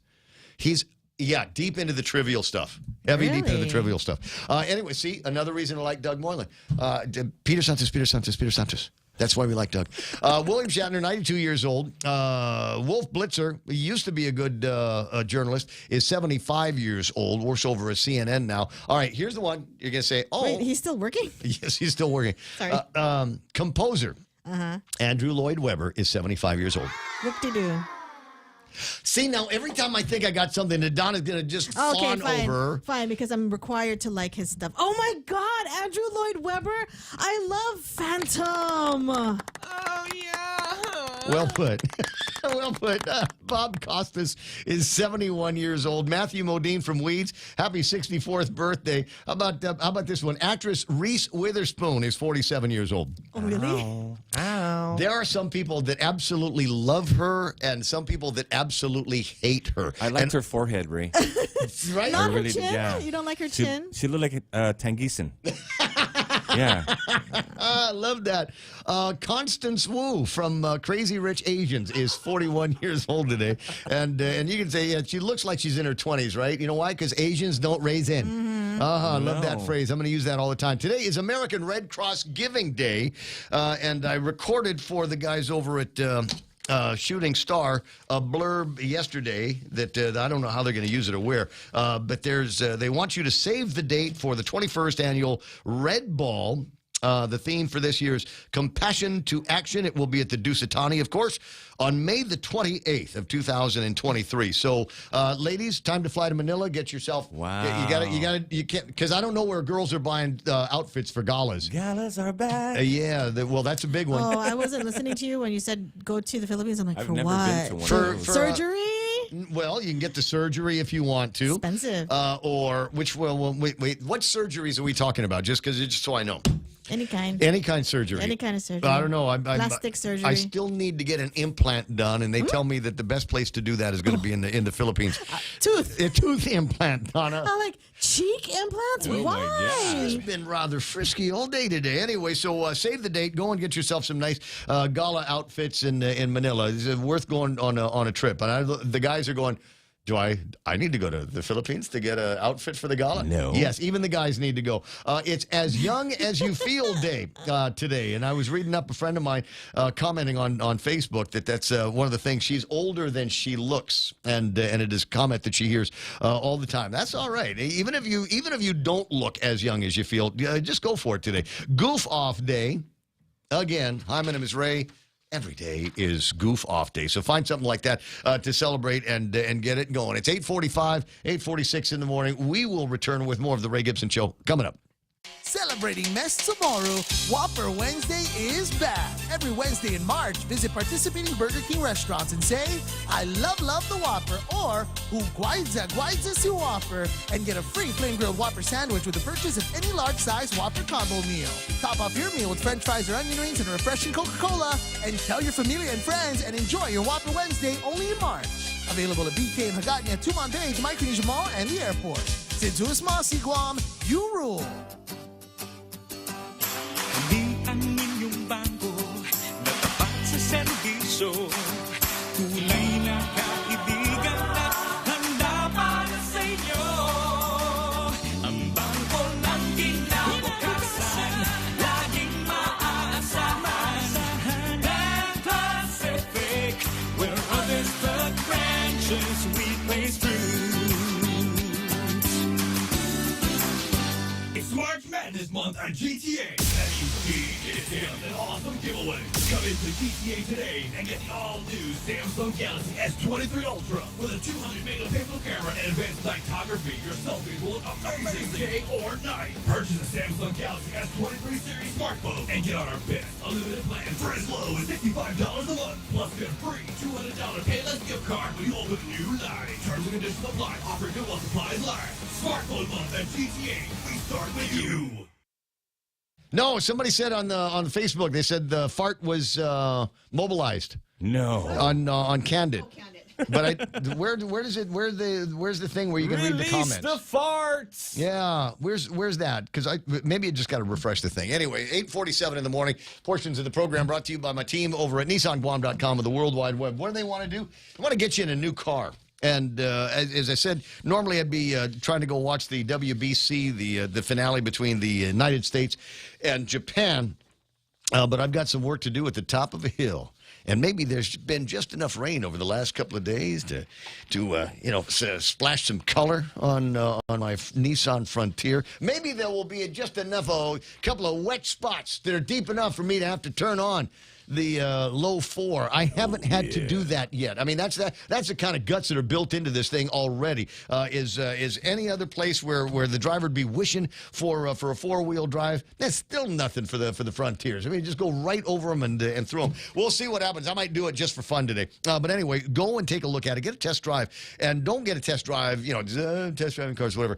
Go and do a test drive because you could win like money. $1,000 in cash, free grills, coolers, canopies, all kinds of stuff in a great Frontier season giveaway that they're doing over at NissanGuam.com. Now, the other reason why I want you to do this is after you're done test driving the car, you're probably going to buy it.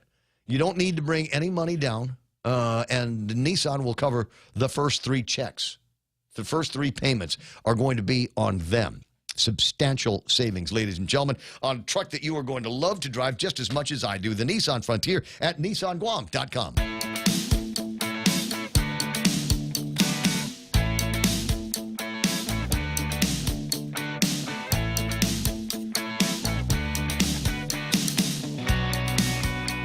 I don't know how to find the comments. How do you... Oh, no.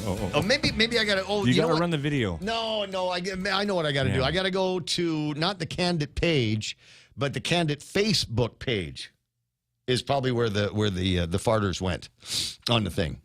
So I'll do a look around on that a little bit later on. 8:49 in the morning. 888-8255, 888-TALK, telephone number here at the radio station. Or a couple of other things that I thought were going to be interesting to talk about, maybe just among ourselves. I thought the hearing was delayed because the legislature's been so busy. Yesterday, they were supposed to do a hearing on increase in the minimum wage at the legislature. Senator Roy Canetta has put that together. He feels that the minimum wage increases so far have not been sufficient to meet the needs of folks that, kind of scratching a living in this community. And so he wanted to have a roundtable. He says the first of the get-togethers with members of the business community, members of the, whatever communities that are going to come forward and talk about this. I had him on the line, gave him my thoughts, and, based on my observance of data that supported my theory that, while an increase in the minimum wage was sufficient to, propel people out of poverty. It didn't always work that way because of the additional cost to employers for goods and services. Most of those items, the prices just went up because of this artificial change in the value of the employees that were providing these goods and services, or when they've decided that they'd hit a limit in what they could charge customers for goods and services. They just said, well, we're going to have to limit the number of hours that you are working. It is about the same thing that happened during the COVID time. A lot of businesses needed to stay open, but they weren't getting the kind of business that they were getting before, or losing a whole lot of money. So lots of employees, and it wouldn't surprise me if there were still a bunch of them that went from being able to say, yeah, I got a 40-hour-a-week job. All of a sudden, we're working 25, 30, getting to them to a point where some of the benefits that they might have earned were at risk as well. So you always got to be careful as you move through this process. I've seen in many cases the minimum wage increase, and then you give it some time. It won't happen right away, but it happens a lot faster now. But you give it some time, and then pretty soon you see there where the weekly earnings might stay the same, but the number of hours worked don't. And for a lot of companies, that might be the best they can do. That's when you also hear about managers just clamping down on overtime like you wouldn't believe. Forget time and a half. Ain't going to happen around here, baby.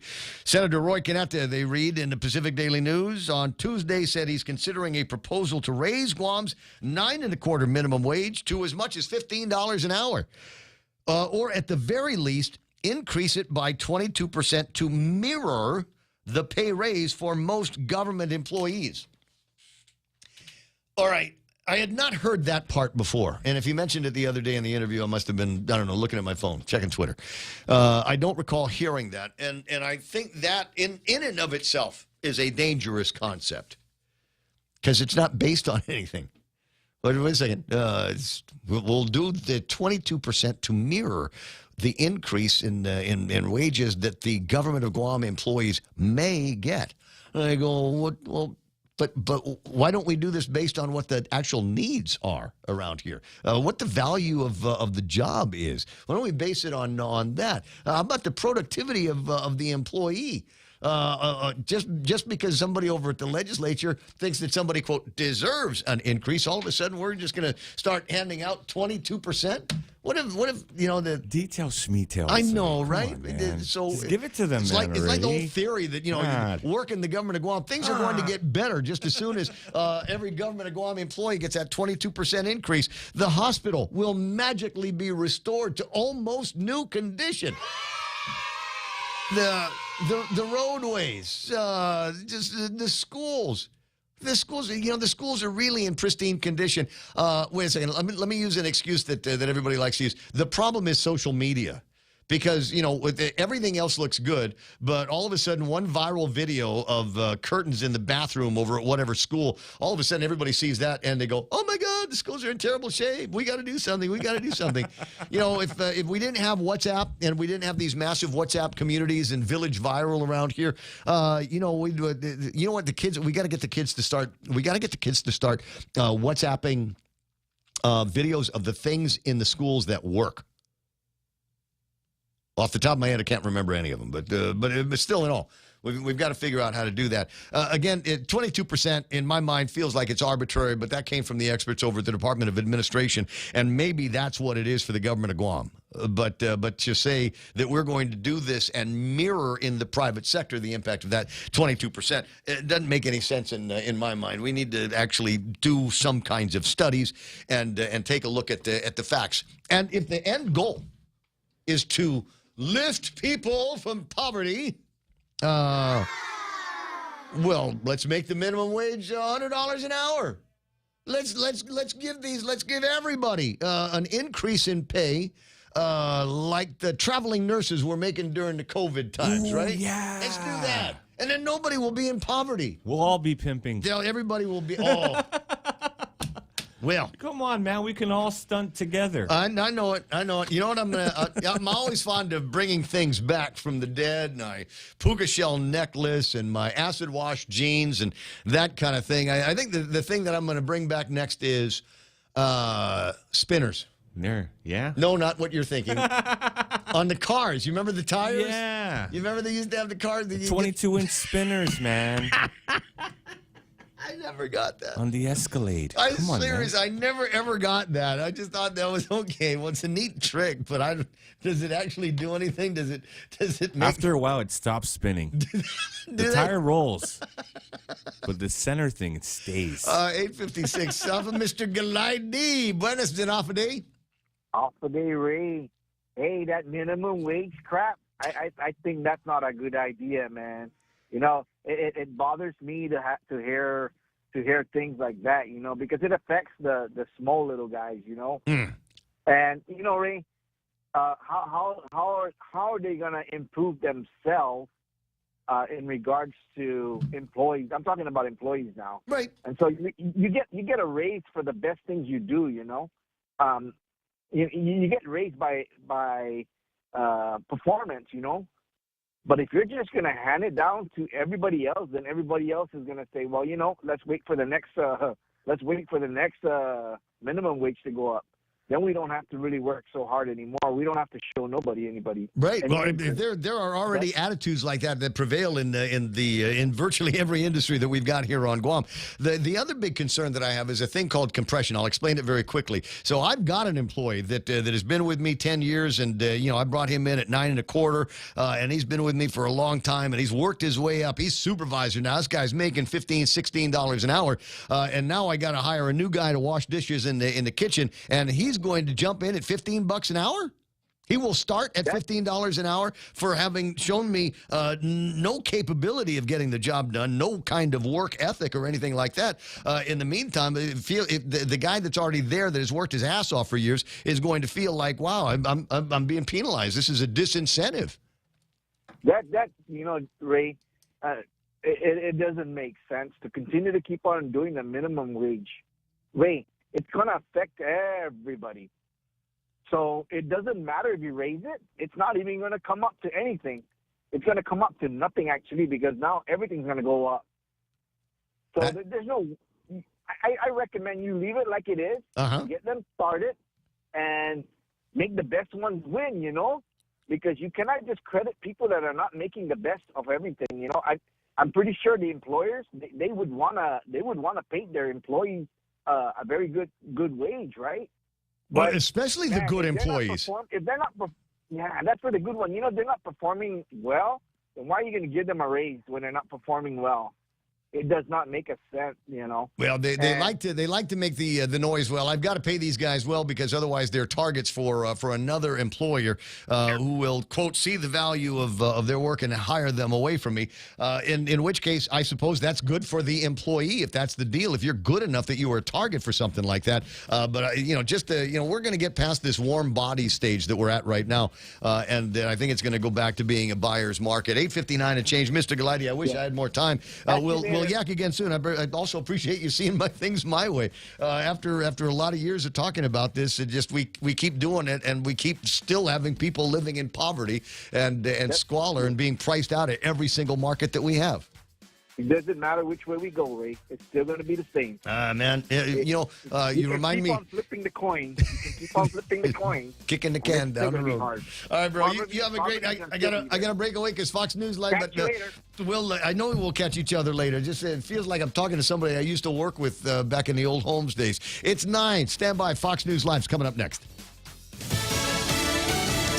Power play. I'm Lisa Lacera, Fox News. That's how the White House described a meeting in Moscow between the leaders of China and Russia. White House National Security Council Coordinator John Kirby says the China-Russia alliance is part of an effort to remake the rules of the road. They would love nothing better, both countries, to see the rest of the world play by their rules, rather than the ones enshrined in the UN Charter. Speaking of, Kirby said both China and Russia's president said during their meeting that the principles of the UN Charter must be observed and international law respected. Kirby said, yeah, we agree on that. Following the UN Charter would mean that Russia should withdraw from all the territory inside Ukraine, the territory of another member state of the UN. Kirby says despite the growing alliance, they do not have evidence of China providing lethal aid to Russia. Jessica Rosenthal, Fox News. Manhattan's district attorney pushes back on a demand from House Republicans in the investigation of former President Trump. The Manhattan District Attorney's Office responded to a letter sent by the Republican leaders of the House Judiciary, Oversight, and Administration Committees, saying it will not let, quote, baseless accusations keep prosecutors from applying the law.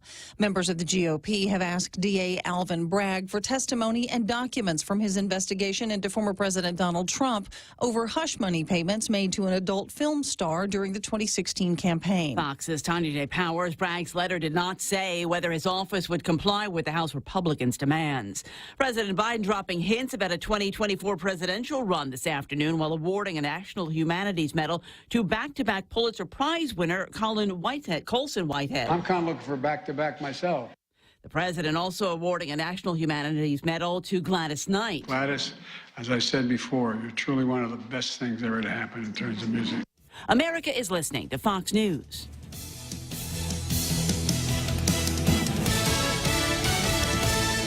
Buenos Zen Day. Thank you for coming to today's annual meeting. As you all know, our islands had a very successful year, and I'd love to hear about all of the progress we've made. Who wants to go first? Me. Why don't we start with you? Yes, thank you. We've helped over 1,200 Guam kids and their families pay for childcare. And that's over $5.5 million in childcare costs so far. Excellent work, as always. Thanks, boss. Over 130 after-school and community care programs have received grant funding for programs like swimming and cycling and soccer and jiu-jitsu. Just to name a few. It's my turn, guys. Come on. Anyways, we've also graduated 3 cohorts in our provider certification program at GCC and certified over 75 relative care providers. That's great news, everyone. Yes, indeed. It's been a long day. I might need a little break. Who's ready for recess? Recess? This ad is paid for with funds administered by the Department of Public Health and Social Services.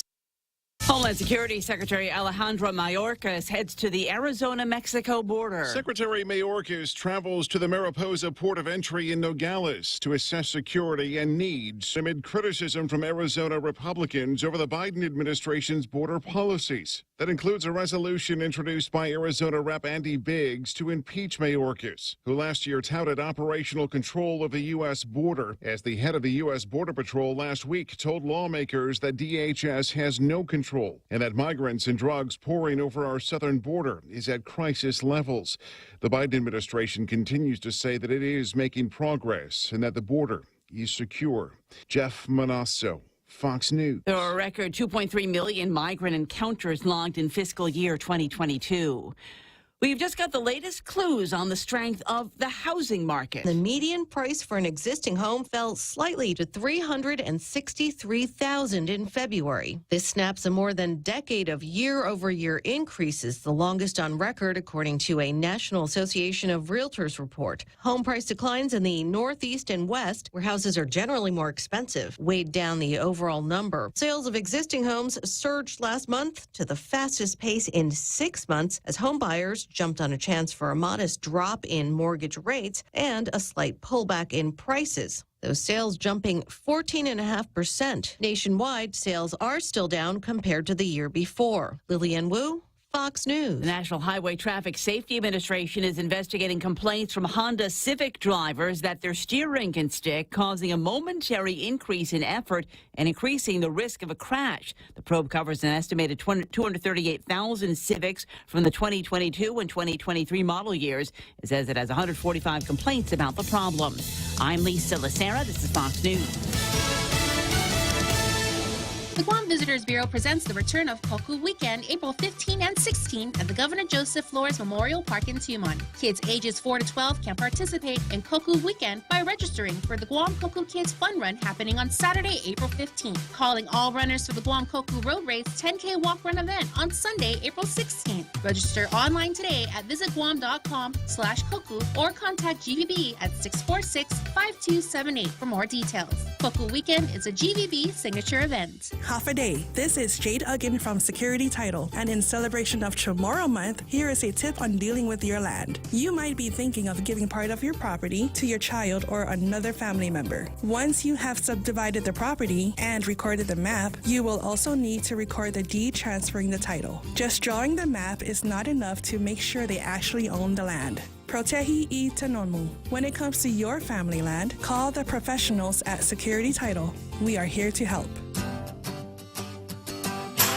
Always here to help you. This island is our home. Through the years, we've been a friend to the neighbors we have known. Now we're banking on the future. Their services to choose. Bank Pacific, where others put branches, we place roots. 6 after 9 o'clock in the morning, and I'm not going to be able to do this, but I got in my head, I was looking at the table of contents a few minutes ago, and it occurred to me, the governor has vetoed bills 12 and 13, unanimous measures, by the way. All present voted to support those bills and send them to the governor's office for her action, and because it looked like it might get in the way of this big legacy lease play that she's got, she's vetoed them. I got a copy of the veto letters, but I think I was just full from too much Carlo yesterday. I didn't have the reserve to read them. But it occurs to me, maybe I will a little bit later on, because the thing is, I want to be able to, in my head, set up a kind of a flowery language here that will encourage the brave senators of the 37th Guam legislature, and this might be the bravest bunch yet, to get behind Chris Barnett's Sinahi of Strength. Get your eyes all steely and get ready to do battle. Well, I was looking for something a little bit more Lord of the Ringsy because I wanted. It's time to. Yeah. All right. You get your tricksy hobbits together. The tricksy hobbits together, and we'll make haste for the shores of Mordor. And take on the orcs. I don't know. It was either that. It was either that or Chris Barnett's version of "This is Sparta." Yeah. What is he? Because the guy that does the narration in 300, he's just incredible. He's a very, very soaring, brave, kind of macho language that they use in there. Stuff you'd never hear coming out of Jensen's mouth. But anyway, I'm just saying. And I did while the news was playing. Well, I should have been doing something else productive. I did go to the internet and took a look at many of the commentary that was put down there on the candid Chris Dueña story. If you want to see the comments, that's where you got to go. It's on Facebook, and take a look at what they've got to say. And I will say, I'm very pleased. I'm very pleased. A minimum number of farters that showed up on that one, and the arguments I think that they were making were just so easy to blow out of the sky. There was one farter that was saying, "What? Just now? Just now? They want to take care of the kids in school? My God, there's people that are having a hard time putting food on their table. And we want to take care of this." You know why they're having a hard time putting food on the table? Because they went to school in the Department of Education, and education was not a priority for the administrators. It was not a priority. It's a job to go in there, warehouse the kids, keep them busy, keep them from killing each other, having sex with each other until they can go home to their parents, and maybe the parents are going to be there. At any rate, so you got all these kids that were just passed along one grade to the next, didn't actually learn anything. I mean, we're suffering with that problem now. We get these people, we want to put people in the police department, right? They cannot pass the test. They can't pass the test. How many graduates of our schools go to University of Guam, and the first thing they got to take, come on, Real Joe, you got it and I did, remedial English or remedial math? No, I took advanced math. Whatever. Yeah. All right. A trig and calc. Uh-huh. Yeah. Okay. MAO 85, God, okay. All right, see, same thing. Stop it. And I went to Dueñas.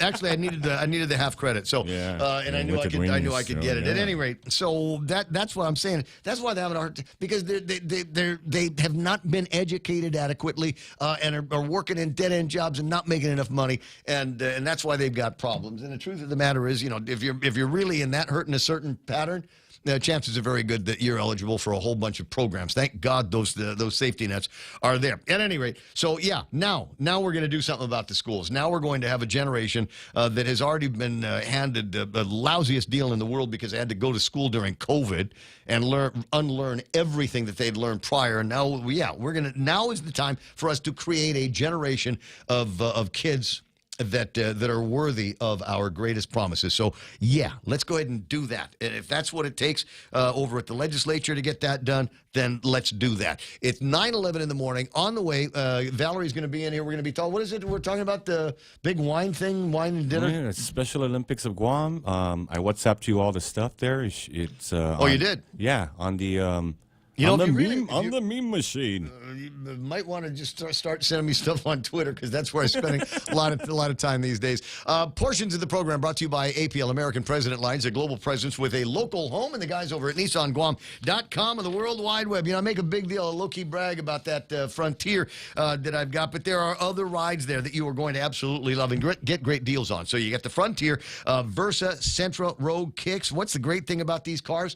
Incredible gas mileage. Even though the price of gas is going down, it's going to go up again. You know that. So bet with your brain here that eventually you're going to want to get yourself into something that will get you 30-plus miles to the gallon. And just about every car that I've mentioned will do that. Test drive to be sure that you're getting the ride that's perfect for you, and then put together a deal. And they will start with a deal. 0 down payment and no payments for the first 3 months. All the details available waiting for you at NissanGuam.com. News to fill your mind. Talk to get it out. The Ray Gibson Show. Call now, 888-8255.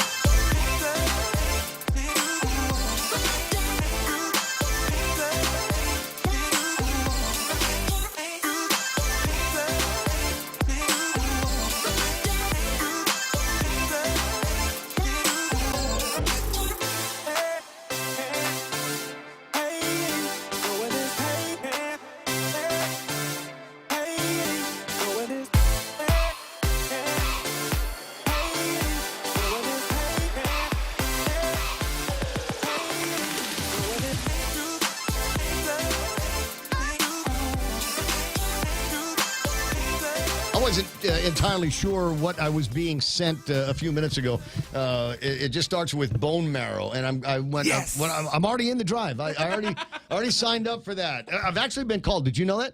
I actually got a message from somebody a couple of years ago. It was a doctor that had found me in the registry that I did with Tom Shea 100 years ago, literally, and said, I think we've got a match for you. We've got a patient here that could use exactly the kind of genetic background that you've got. And I'm like, cool, all right. It didn't work out. They decided to go with another therapy, but it was kind of an adventurous time about three and a half years ago after they reached out to me. And it started off with an adventure. I got a beep at my house, and it's the mailman.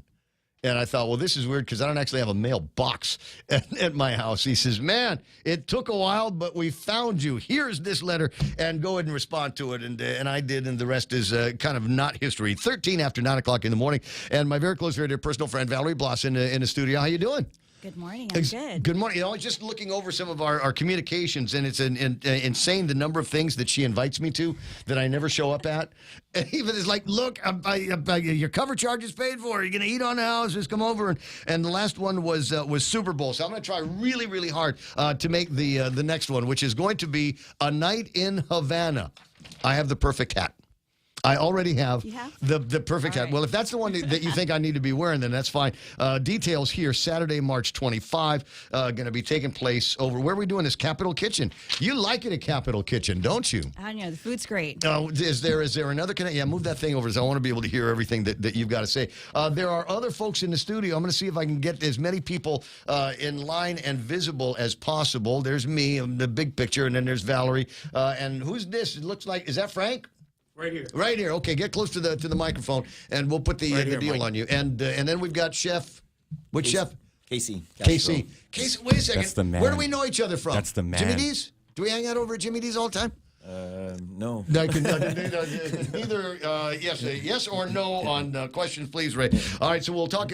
Obviously, you're here to talk about the menu. Yeah. All right, and Frank, what's your role here in this group? Special Olympics, president, CEO. Okay. Of the organization. I thought it was just like a club or something like that, but I guess it's not. Far from that. Much bigger than that. Much bigger than that. It's a worldwide movement to provide sporting events for children and adults with intellectual and physical disability. Are we up to a Special Olympics soon? Yes, we are. Okay. April 1st. All right. Well, okay, that's very, very soon. All right, a bunch of other people in the studio. I see a guy with a Matson shirt on. Nice to see you. What's your name? Cam Lorenzo. Cam, good to have you online, and recognize that face over there, but I can't put the name on it. There you go. All right. So we got an entire group here, and I generally get a smaller group in here because I worry that people aren't going to be able to talk enough. So if you've got something to say, jump in. Don't wait for me to say your name or invite you to the microphone. I want everybody to participate one way or the other in this. So Frank, we'll start with you first and start with the field event or events. So April the 1st? That's correct. Actually, Cam's here. He's our chairman, and he's here to cover that. I was going to chime in on the dinner. All right, food most important. We're getting our priorities straight here, right? Absolutely. Okay, I think I'm a little bit behind here in my note taking, but I'll see what I can come up with and make sure that everybody's supposed to be where they are. Cam Lorenzo, chairman of the board of the kids, the Special Olympics. Welcome to the program. Excuse the mess. Oh, no problem. So I just talk real quick about our track and field event happening April 1st up at the Okudu Field. We have high schools, elementary schools, middle schools participating. Right. We have our law enforcement group participating as well, 15 agencies. They will participate in the torch run beginning at Big Navy Saturday morning. Community clubs, Saturday morning around 4 a.m. They'll be up at the track around 7 a.m. Ceremonies will begin around 8, and the games will begin around 9 o'clock. Quick question. I mean, how do our young people get involved in this? I've always been kind of fuzzy about it. I know that it's one of those kinds of events where lots and lots of people go out there and just cheer everybody on, which is wonderful. But how do the athletes how are they selected for the Special Olympics and what games they're going to play? That's a great question. So let me answer in twofold. So athletes who will participate are children, move a little closer to the microphone. Are children with intellectual disabilities, and usually we take athletes 8 and older. They turn in their own physicals with us, and we get them into our enrollment. And then for this year, for track and field, finally after 4 years, we're back into that. Thank God. We have kids in the elementary schools that participate under the school umbrella, right? And that's how we get the kids to participate. And as far as schools' involvement, we're like one of the only Special Olympic community that gets the high schools, ROTC groups involved to run the venues. So at the track and field, we have like 6 venues or 6 events: softball, throw, long jump. The high schools the ROTC high schools, JFK, Teden, Simon Sanchez, Okudu, they'll run the venue. Oh, what a great opportunity for them. Yeah, it's a great opportunity to give back to the community. And we thank Okudu for giving us their field to allow us to make this happen. So, as you say, you work with the schools, and then the schools will identify the candidates that would be enrolled in the Special Olympics. No. Nope. It doesn't run like that. No. It's open to any individual with. Oh, I see. So if somebody that might be homeschooled or spending more time at home, a parent might say, yeah, that sounds like something fun for my kid, and then enroll them that way? Yes. Now, are there rehearsals? Are there workouts? What kind of regimes are these kids going through now in order to prepare themselves for the Olympics? So that's a big part of our program. So our program is not just in just that one day. Not a track and field event. So we run 6 sporting events annually, which includes track and field, which is happening April 1st. Badminton, Culinary is a big part of that. Bowling, aquatics, softball, and football. Nice. Soccer football. So that's what we do annually to train them, get them out in the field. There's 9 weeks of training before each event. So it's an annual thing. What a great thing. I mean, so some of these kids can be in the program literally year-round. Yes, it's a year-round program. That's the idea. That's the idea. And so they've got something to do. The parents have got something to do. Right. We're the only program we know of that offers 6 events a year. Most programs stateside, even internationally, it's a global movement, generally offers about 2 or 3 a year. We offer 6. And we continue, the board of directors continue to look at what else can we add that we can give our athletes. And our athletes are... Well, I'll give you 2 right now off the top of my head, and I don't know if you've been communicating with anybody from the, what is it, pickleball? Is that the thing? Pickleball. Well, wait a second. Have you? Go ahead and move step right up there. And so pickleball it's like the fastest rising sport on the planet. They tell me that it is easy to play, and once you've got some of the basics down, I mean, there's nothing that keeps you from becoming one of the spectacular guys on Guam. Is that what you're hearing? Yeah, that's true. I mean, I tried before. It's like a cross between table tennis, badminton, and tennis. So it's low impact, and it's fun, and it's easy to learn. I have not found anybody that has crossed into a pickleball event without having become a full-blown member of it. As I said, it's growing faster and faster. The big nationwide groups that are starting. There will be a National Pickleball Association. If there isn't already, there'll be one that will be competing with airtime against the National Basketball Association, baseball, and football. And the other one is cornhole.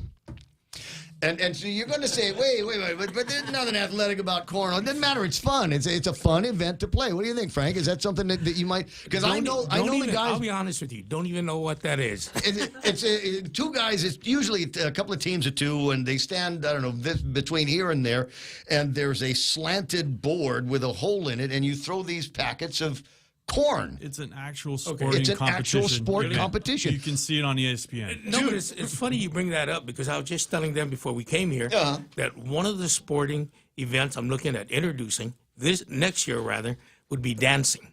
I think our athletes would enjoy that. I think the athletes would enjoy it. I think some of the people that you could bring in for coaches and instructors would enjoy it as well. I can see, they got that big room over at Paradise Fitness Center for exactly those kinds of things. And if you can do so, it's fun, but it sounds kind of expensive. So between the 2 of you guys, where are you finding the dough to support all of the work that needs to get done? Even though I know that there's armies of volunteers behind you.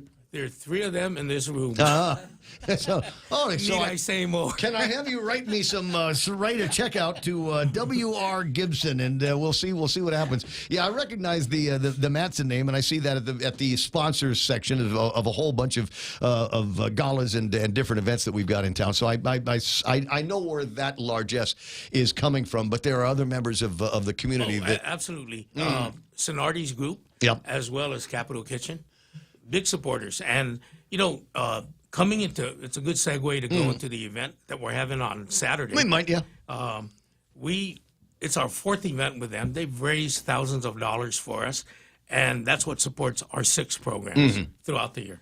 So obviously there's budgets and things like that. Is there anything that you need that you can't necessarily get just offhand or by writing a check? Are there things out there you got kind of a holy grail list that you'd like maybe a couple of other businesses might be able to bend to?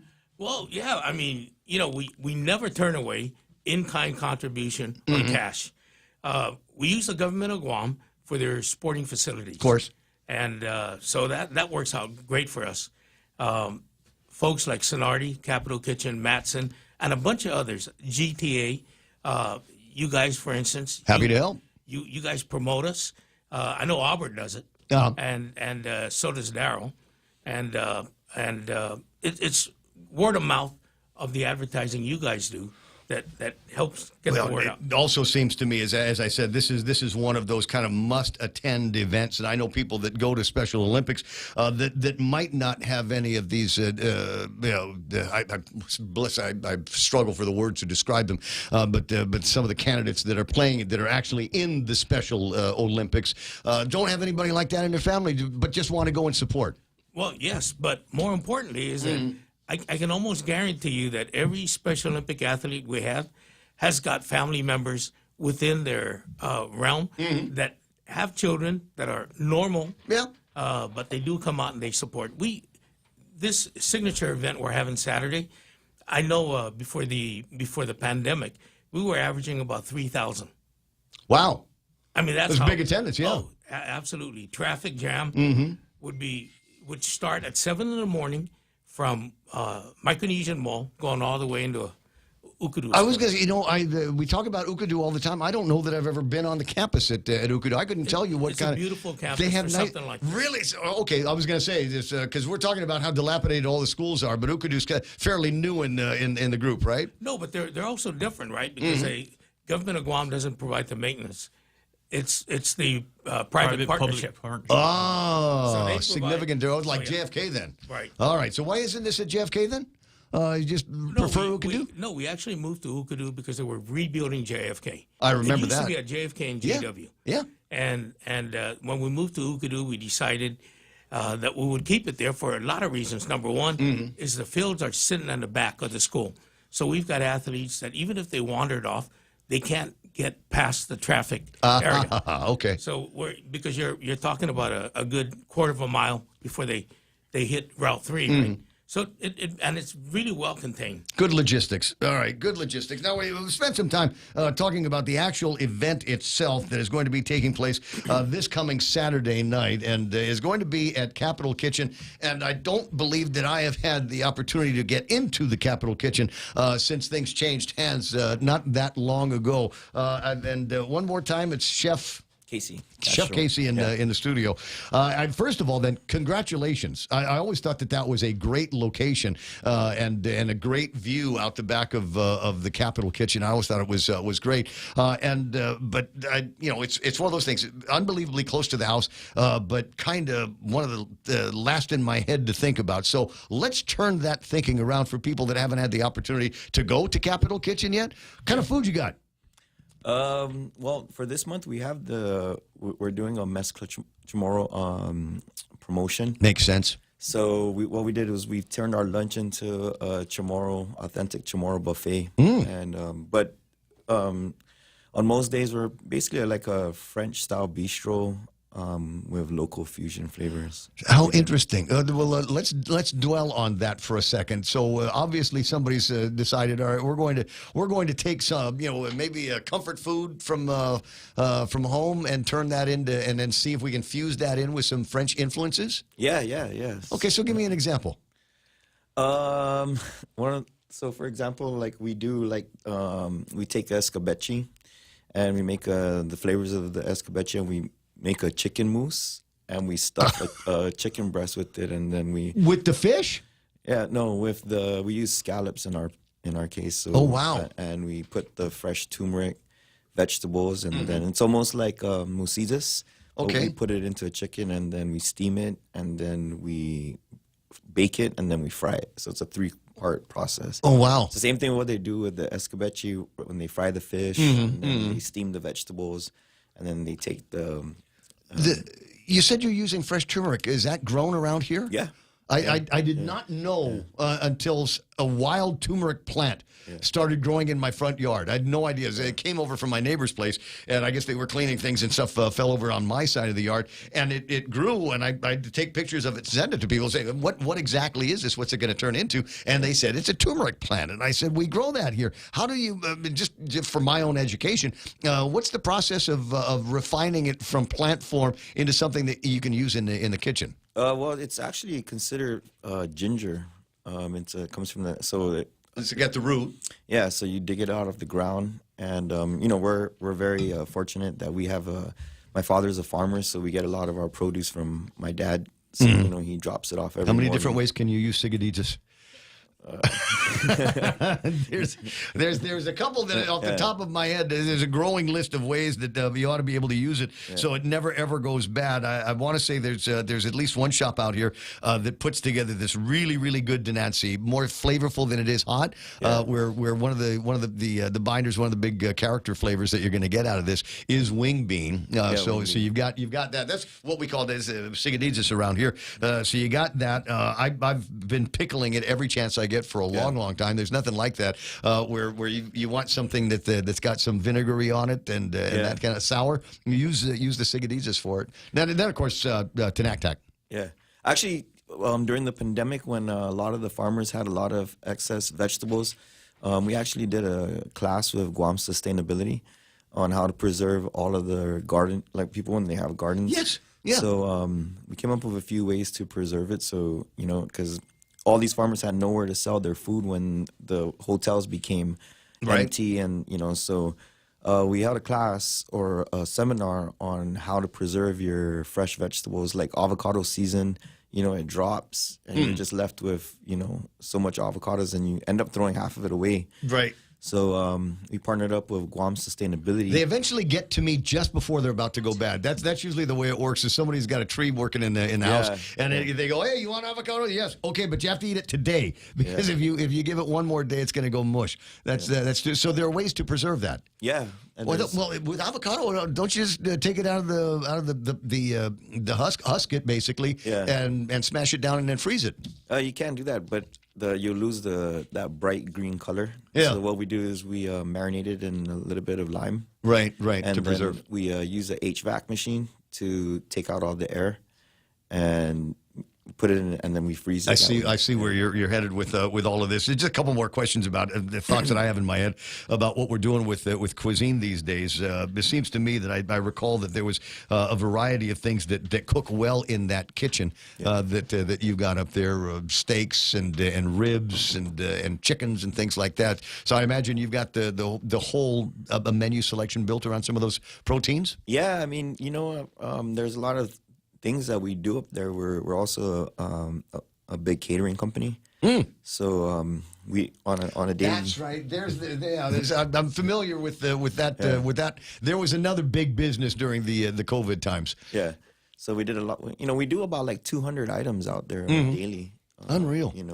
So do you have? I forget what there was a specific name for it. Is we have a kitchen. But we're not necessarily doing brick and mortar here. We're almost a completely total takeaway operation, and it's on the internet. And you make your order, and you pay for it. You come and pick it up. Yeah, and grab and go. Yeah, like a grab and go. But what's it called? Was it the Ghost Kitchen? Yeah. Ghost Kitchen. No, you ever find something like that? No, but actually, this is actually our third location that we've opened during the pandemic. So obviously catering is one of our big businesses. So we used to be located down at the Days Inn and Okay. Our facility just couldn't hold it, so we decided to move up to the old Papa's building when it became available because, our restaurant held only like 72 people, and now we moved into a 270 capacity restaurant, Right. and the kitchen, is more functional for us and efficient. So so I can see where you let's go ahead and be a restaurant. Let's have a lunch. Let's have a dinner. Let's have Sunday mornings and all of that stuff. And when we're not doing that, keep churning things through the kitchen on a regular basis. Right on. Okay, got it. A little bit more information. Capital Kitchen is going to be the venue. Fun starts at 5:30 on Saturday nights. It is a 5-course meal that you're going to be getting, and the wine pairing. Whose wine are we getting? Is it just whatever's in the house? No. Actually, so we actually themed it. After Havana. Yeah. Okay. Well, so some of the wines is called like Prisoner and Unshackled. Can I smoke cigars? My buddy Salvadori gave me a cigar. It might be from Cuba. I'm not entirely sure. Yeah. So we actually have a few people that are that I've gotten cigars. So we'll have some good cigars up there. Personal selection from people. Personal. Collection that we're going to bring up, and it'll be available for donation. For purchase. For purchase, and then all the proceeds from the cigars actually, of course, go back to the Special Olympics. Special Yeah. Olympics. I like that. Now, my recollection is I would go with friends, and we'd say, okay, we're going to run up to Papa's, and then I'd look to the right as I walk in the door, and my friends weren't there. I looked over to the left, and there they were at the bar. Yeah. And we get everything that we need to out there. It was a great happy hour for a while over at the old place. Has that tradition continued? Do you still, number one, have a great bar, great happy hour? Yeah, we have a bar. We're actually getting ready to launch our bar, and so our name being Capital Kitchen, we've actually about to open the West Wing, which is our bar. Nice. So that would be in a week or so, and we'll start opening up at 4, and we have some craft cocktails. I was going to say, get this thing in Havana. I guess we're going to have mojitos for the evening. Yeah, we actually also have. Each course actually comes with the pairing of wine, and but we'll also have some signature cocktails for purchase. And again, everything that comes that is bought that night is benefits the Special Olympics Guam. Well, let me shift things over to Valerie and see what she's got to say about this. As I said, 5-course meal, and I've got it here. It starts with that bone marrow, gratin stuffed with braised oxtail finished with caper chimichurris, roasted eggplant ceviche, charred eggplant vinaigrette. There's a pomegranate. Say that word for me. Tabbouleh? Tabbouleh. Yeah. Which tabbouleh. is? Tabbouleh is actually it's a rice dish, and it's made of bulgur, and it's so actually there's 2 dishes. The first 2 are actually classic dishes from Cuba. Okay. So the first one is al caparado, and it's basically we're taking our version of that dish, and we're taking the oxtail, and we're gonna stuff a bone marrow, and we're going to roast it in the oven and then finish it off with a caper chimichurri sauce. That sounds so good. And then the second course is actually, because we're in Lent season, I try to build it more towards like, seafood. Well, the second course is actually a vegan dish, and I'm going to roast some eggplants. We're going to make a escabeche vinaigrette. And we're going to marinate that eggplant, and then we're going to serve it over this tabbouleh pomegranate. The vegan thing, that is, so it's an act of commission. You want to put something in there to appeal to vegans. Is that part of the Capital? I mean, every wine dinner, we try to put out, balance the menu with meat, fish, seafood. Well, I'm just okay. So I got a friend, and she's vegan. Yeah, and it comes down to every once in a while, hey, where do you want to eat? And we try to keep in mind, are there going to be options for her when we go out? So I mean, it's not on the menu. So a lot of the times when those dishes, people come in, and Val will call me, say they buy a ticket. We do our best to accommodate them, and we will make a vegan dish. Because otherwise they're just stuck with salad. Yeah, which is boring. Okay. What do you got for vegans? French fries. Yeah. We have French Let fries. us know ahead of time if you have any dietary restrictions. Exactly. Yeah, so we try to, or you can just drink all the alcohol. It's vegan too. Vegan, yes, exactly. It comes out of somewhere. Yeah, I mean, the black salmon glazed with honey chipotle butter, served with black bean puree, roasted pepper crema. Yeah. And that sounds like one of those mid-sized dishes to get you ready for the main course, the big deal. A coffee and cream lobster risotto. yeah. So the first two are classic Cuban dishes. The last two are kind of like modern, trends that have picked up, and I've actually done the last dish multiple times. It's one of my favorite dishes. It's probably the only dish that I've ever made that comes from Cuban descent. Okay. So, we put that on the menu and we changed it up a little bit. We use saffron. But most expensive spice in the world. Most expensive, yes. But this time around, we're actually going to use coffee and cream, and we're going to infuse the coffee into the risotto and make a espresso beurre blanc sauce to coat the lobster. There's a train wreck in my head. Yeah, the coffee and cream versus the lobster. Yeah. You got to try it. Well, because I like both. I don't know that I'd purposely combine them.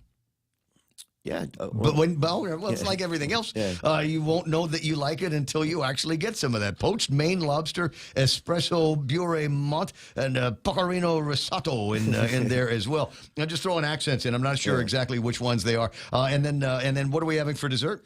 Yeah, and then after the 4 courses, we'll hand it over. There's rum. Is there something that says rum on it in the menu? We're going to hand over the 5th course to our superstar pastry chef, Soharto. He's been around, and, it's a pleasure to work with him. So the last course, he finishes it off, and I come out and I join you guys for some wine. No, right on. Okay, well, we talked a lot about the wines that are going to be there. As I said, there's a well-stocked bar in the side. So if there's something else that you want, I'm sure there's a guy behind the counter that can put it together. Yeah. Did you hire a superstar bartender? Yeah. Bartender? Yeah. Anybody I know?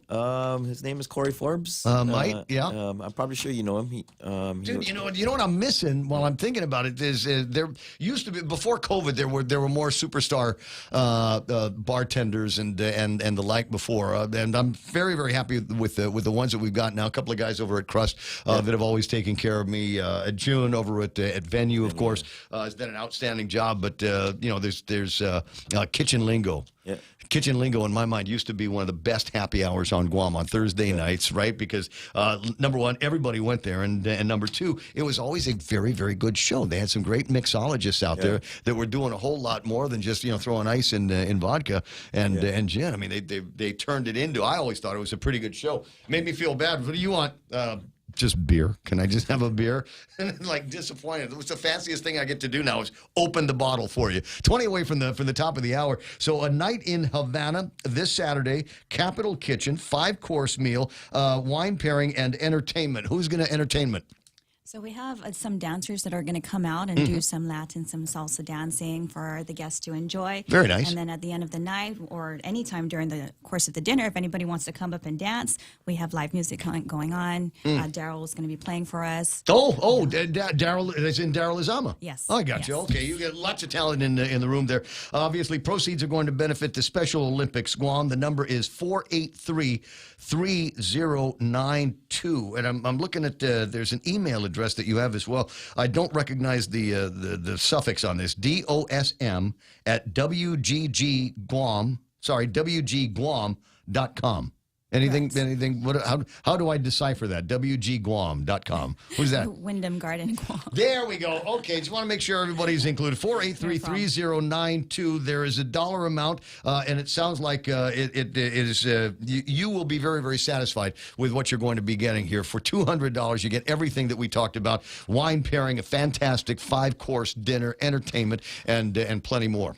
And you'll be able to brag about helping out the Special Olympics. Yes, you definitely will. It's the biggest benefit. That is the biggest benefit of them all. Guys, thanks very much for coming by the radio station. I really, really appreciate it. Was there food that you wanted to leave behind? Was there? Did anybody bring anything from the store? Come over for lunch. Maybe. We'll see what happens, depending on when I get done with my work. Real Joe's going to play some commercials. We're going to grab a couple of quick selfies, and we'll finish up the Ray Gibson Show for a Wednesday after these. Take Care recently moved to its new location at the Century Plaza in Tamuning. Take Care customer service, administration, claims, membership accounting services, FHP Home Health and Hospice, and FHP Vision Center are all now located at the top floor of the Century Plaza in Tamuning. If you need any assistance, please call customer service at 671-647-3526. Email customer service at takecareasia.com or visit takecareasia.com. Take Care. Our island, your health plan. Chili's has just rolled out the best version yet of the 3 for $15 meal deal. Mix and match your choice of beverage and starter with the largest selection of entrees. Enjoy crowd favorite dishes like the honey chipotle chicken crispers with rice, bacon ranch quesadillas, or the juicy Santa Fe burger. There's so many combinations to choose from that you might have to three-peat to try them all. So come on down and make your own 3 for $15 meal deal. At Chili's, more life and great value happen here.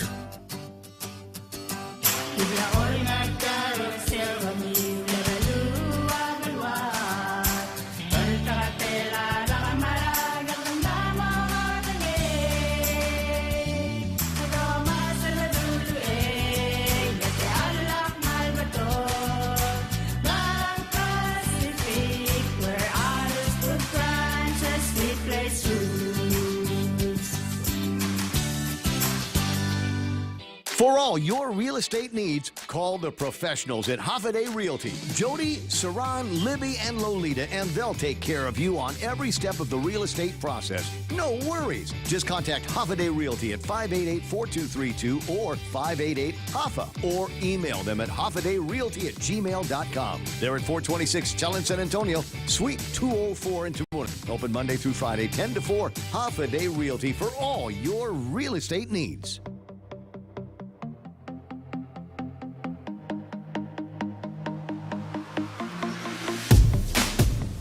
So no breakfast from Capital Kitchen today, huh?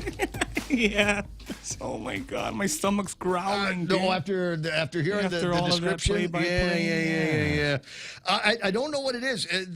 When I lived in Barragata Heights, it was Papa's or whatever. It's just like right down the street, and it was always one of the last things that I'd think of. I have to literally program that into the Apple CarPlay or something like that. So next time I'm looking for a restaurant, it pops up. Well, I always thought the food was great, and then when the sun goes down, then you've got the view.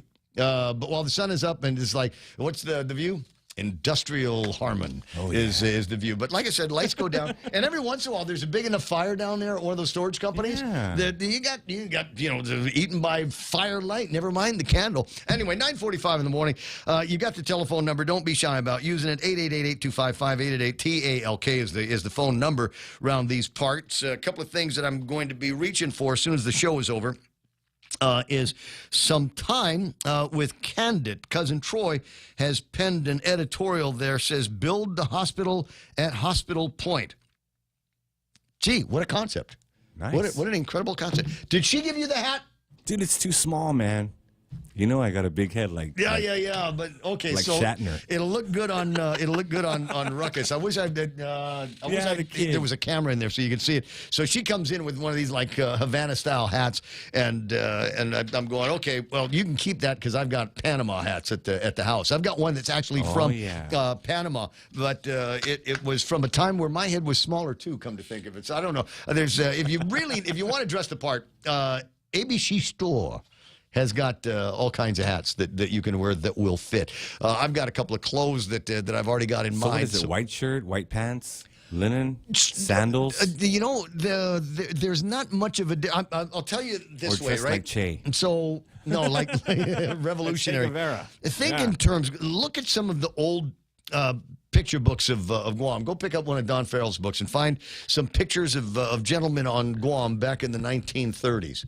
And for a lot of them, there was a kind of uniform that they wore. It was white slacks and white shirt and white coat and maybe a black tie just to throw things off a little bit. Mayor of Agana. Yeah, and so that was kind of the thing, and it makes a lot of sense. It made a lot of sense, and I think if you were to go back. If there was a way that we could time travel and just kind of drop ourselves back in the 1930s and check some of these people out in the villages and in the capital cities and ask them why they're wearing those clothes, and they will say, because it's cooler to wear these clothes it's cooler to wear white. If you have to get dressed up for an event, get dressed up in something that is all white and reflects the sun and doesn't absorb anything, which is why in my head, what? Making all those outside kids. You know yes, it. Yes, I'm here from the past. You are and trying to figure out what the genealogy is here and how it is possible that you and I are related. Okay, gotcha. But in my head now, the contrary part of this is what they knew back in the 1930s that we have forgotten is that Guam is hot. And so it always surprises me when somebody comes out and they've got a line of T-shirts or something like that, and they're black. I'm going, why would you wear, you're wearing the black T-shirt outside and complaining about how hot it is. And I'm like, so get a lighter colored shirt and wear that outside. And maybe that will help alleviate some of this heat stress that your body's under. Because you wear a black shirt because it's black, it's cool, right? The color black on my clothes is cool. I don't know. The other thing is, and I am going to turn this into a shorts conversation. The other thing is, why in God's name, on Guam, where the temps are generally up in the 80s and feel like they're up in the 90s, do we wear these shorts that look like pajamas that go all the way down to our knees? I don't wear that. I wear environmentally appropriate shorts. That is to say, if it's got something longer than an inseam of about 3, it's too long. It's too long. Because it's hot, Ray. Because it's hot. I want as much skin that is exposed to cooling air. What's up with them balls? What? No, not quite there, Joe. 9:49 in the morning. I'm glad Ray Gibson's not here. He didn't put up with that kind of talk on his radio show. 888-825-5888-TALK. Have they arrested Donald Trump yet? Did they arrest him while I was doing the interview? There's AI pictures going around. There are what? With him, AI pictures showing him allegedly being arrested. Those are pretty cool. Nice. There are some high-level prosecutors and Democratic officials doubt the legal merits of the case against former President Trump being pursued by Manhattan District Attorney Alvin Bragg in fear it will backfire and help Trump. I think it's too late for that. I think it's too late. I think the day that they said that they were going to arrest him on these misdemeanor charges was the day that certainly this DA lost all of his credibility in one of the most dangerous cities on the planet, and then going after Trump on this old charge that has already been debunked. Dems have longed for Trump to face legal accountability, but many fear his first court test could be a political loser for him and undermine future cases. An open and shut books and records misdemeanor, says Norm Eisen, attorney and senior Brookings fellow, told reporters now to elevate it to felony is a bit more complicated. Dave Pepper, the former chair of the Ohio Democratic Party, said there are far more serious crimes for which he should be held to account. Man. So what you're saying is your guy screwed up because he went after something that is probably not going to end up in anything usable for you, but ultimately extremely usable by Trump and his people. Trump predicts an indictment making him the first former U.S. president to face criminal charges could come as soon as today. And it's already late in the today, and I haven't heard anything yet. A grand jury investigating the payments appears poised to complete its work as soon as law enforcement officials finish preparing for possible unrest in the event of an indictment. U.S. Capitol Police said there's no specific threats against the Capitol, but did notify congressional chiefs of staff that barricades are being set up in light of possible demonstrations, which I'm sure the Democrats are just crossing their fingers. Please, let us have some kind of, let's have a repeat of January 6th. Please, we really need it. Lawmakers in both parties, still shaken by the 6th, are warning of the possibility of violence and trying to diffuse tensions. Trump facing a potential campaign finance violation involving hush money paid to the porn star Stormy Daniels. For which I have never, ever actually heard How can somebody One of my favorites, Ray. I was going to say, how can somebody be a porn star and You not, never heard of her? Right off the top? Nope. Me too. I never heard of her, man. The case likely would turn on whether prosecutors can prove that payment was illegal, undocumented campaign contribution that hid unflattering information about Trump. So that's where the write-up was on that particular story here this morning. And I don't know what is going to happen. I think the smart money would be to try to back away from this as much as possible. But like I said, Trump's a smart guy. Yeah. And so either go all the way and lose, or stop short and definitely lose, because he will use that against you between now and Election Day. Not in my mind where there has to be more that is brought up about the crazy world that we live in now that Biden is the president. But if there might still be some people that need some kind of convincing. 9:52. Have been a while since I've read a magistrate to you this morning. And I will put this out almost like it's a public service announcement. If you are a parent of a student at the Department of Education and they loaned you a laptop at some point during COVID-19, you better give it back. No. You better. You got to give those back. You better give it back. Hold on a second. Let me just check on something here. I'll hold on this because I want to bring Bob Kelly into this conversation. He had a pretty interesting lead on a story that he wanted me to go over this morning about how do I want to say this, an electric vehicle, Bob, and what happens if the battery pack gets scratched? Well, not only scratched, but if you're in any sort of minor accidents, what would be typically $1,000 repair on a regular car can end up having to scrap a $35,000-$40,000 EV, and that's going to cause insurance rates. They're already rising greatly, and then we're filling junkyards up with BVs that have minor accidents because they can't repair them because of the battery packs. All right, well, give me the science on this. Tell me about now, my understanding is that most of the battery packs are not some, big, heavy layer of this kind of anode-y stuff and this kind of tetrode-y stuff.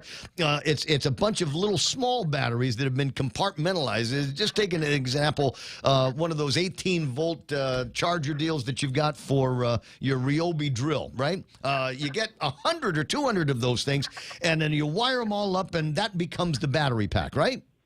Well, except it's actually much larger than that, but you've got the concept. And the concept is, well, here's a couple of the problems. First off, there's a lot of emissions when you make the batteries. And so if you don't drive the car for several years from a very clean electric source, you really don't offset the CO2.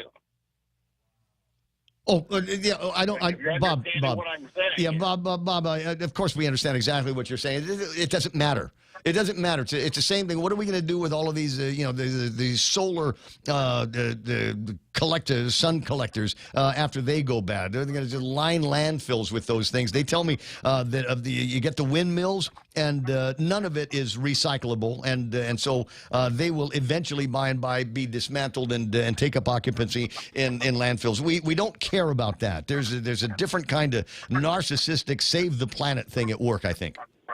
Yeah, but just on this, then I'm going to hit one other point you Sure. had on something else a minute ago. But the problem is the electric vehicles are going to turn out to be a very expensive waste stream, both because of the waste stream and the fact that the batteries, if there's been an accident, many times you have to junk the vehicle because half the cost of the vehicle is in the battery, right, which then by insurance companies makes it not economically repairable.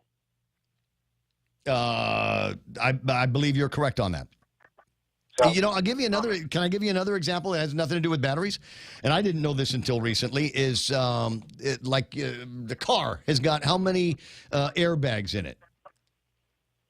Let's see, 1, 2, 3, 4. There's one in the steering wheel. Right. 5 if you just have them in the front. All right. So my understanding is that any more than a couple airbags that get deployed in an accident, that renders it a total loss. That will render it a total loss. It's more trouble than it is worth to replace the airbags in these cars after so many. Find out from your insurance company what it's going to take. It's a good number to have in your head. Yes. Anyway, you were talking about the indictment against Trump that they're proposing to do because of the payment off to his stripper or whatever. Right. I have a little bit of a problem here, and I happen to be a Democrat, so I'll start with that. But still, in weighing things, I don't think that's nearly as bad that he paid somebody to be silent for an affair than having somebody whose family is receiving millions of dollars from our foreign adversaries, having that being kept quiet by the FBI and the security agencies and forcing that into there. If I weigh the two, I'm much more forgiving at somebody wanting to keep an affair quiet than somebody who's been taking millions of dollars from our enemies going into a presidential position. And I'm not sure why we're making such a big deal out of this one and the other we're ignoring. Because it's a two-tiered system, Bob. It's a two-tiered. That's way out of whack. I mean, one person's collected millions of dollars from our foreign adversaries, and the other just wants to keep an affair quiet. Right. If there was anything to that, I think even Stormy Daniels has finally come out and relented, didn't she? I'm not sure, but the whole thing in the balance. If I've got to deal with what I would want to know more of a voter, I'm more interested in where they have conflicts dealing in foreign affairs than if they had a personal affair with a woman.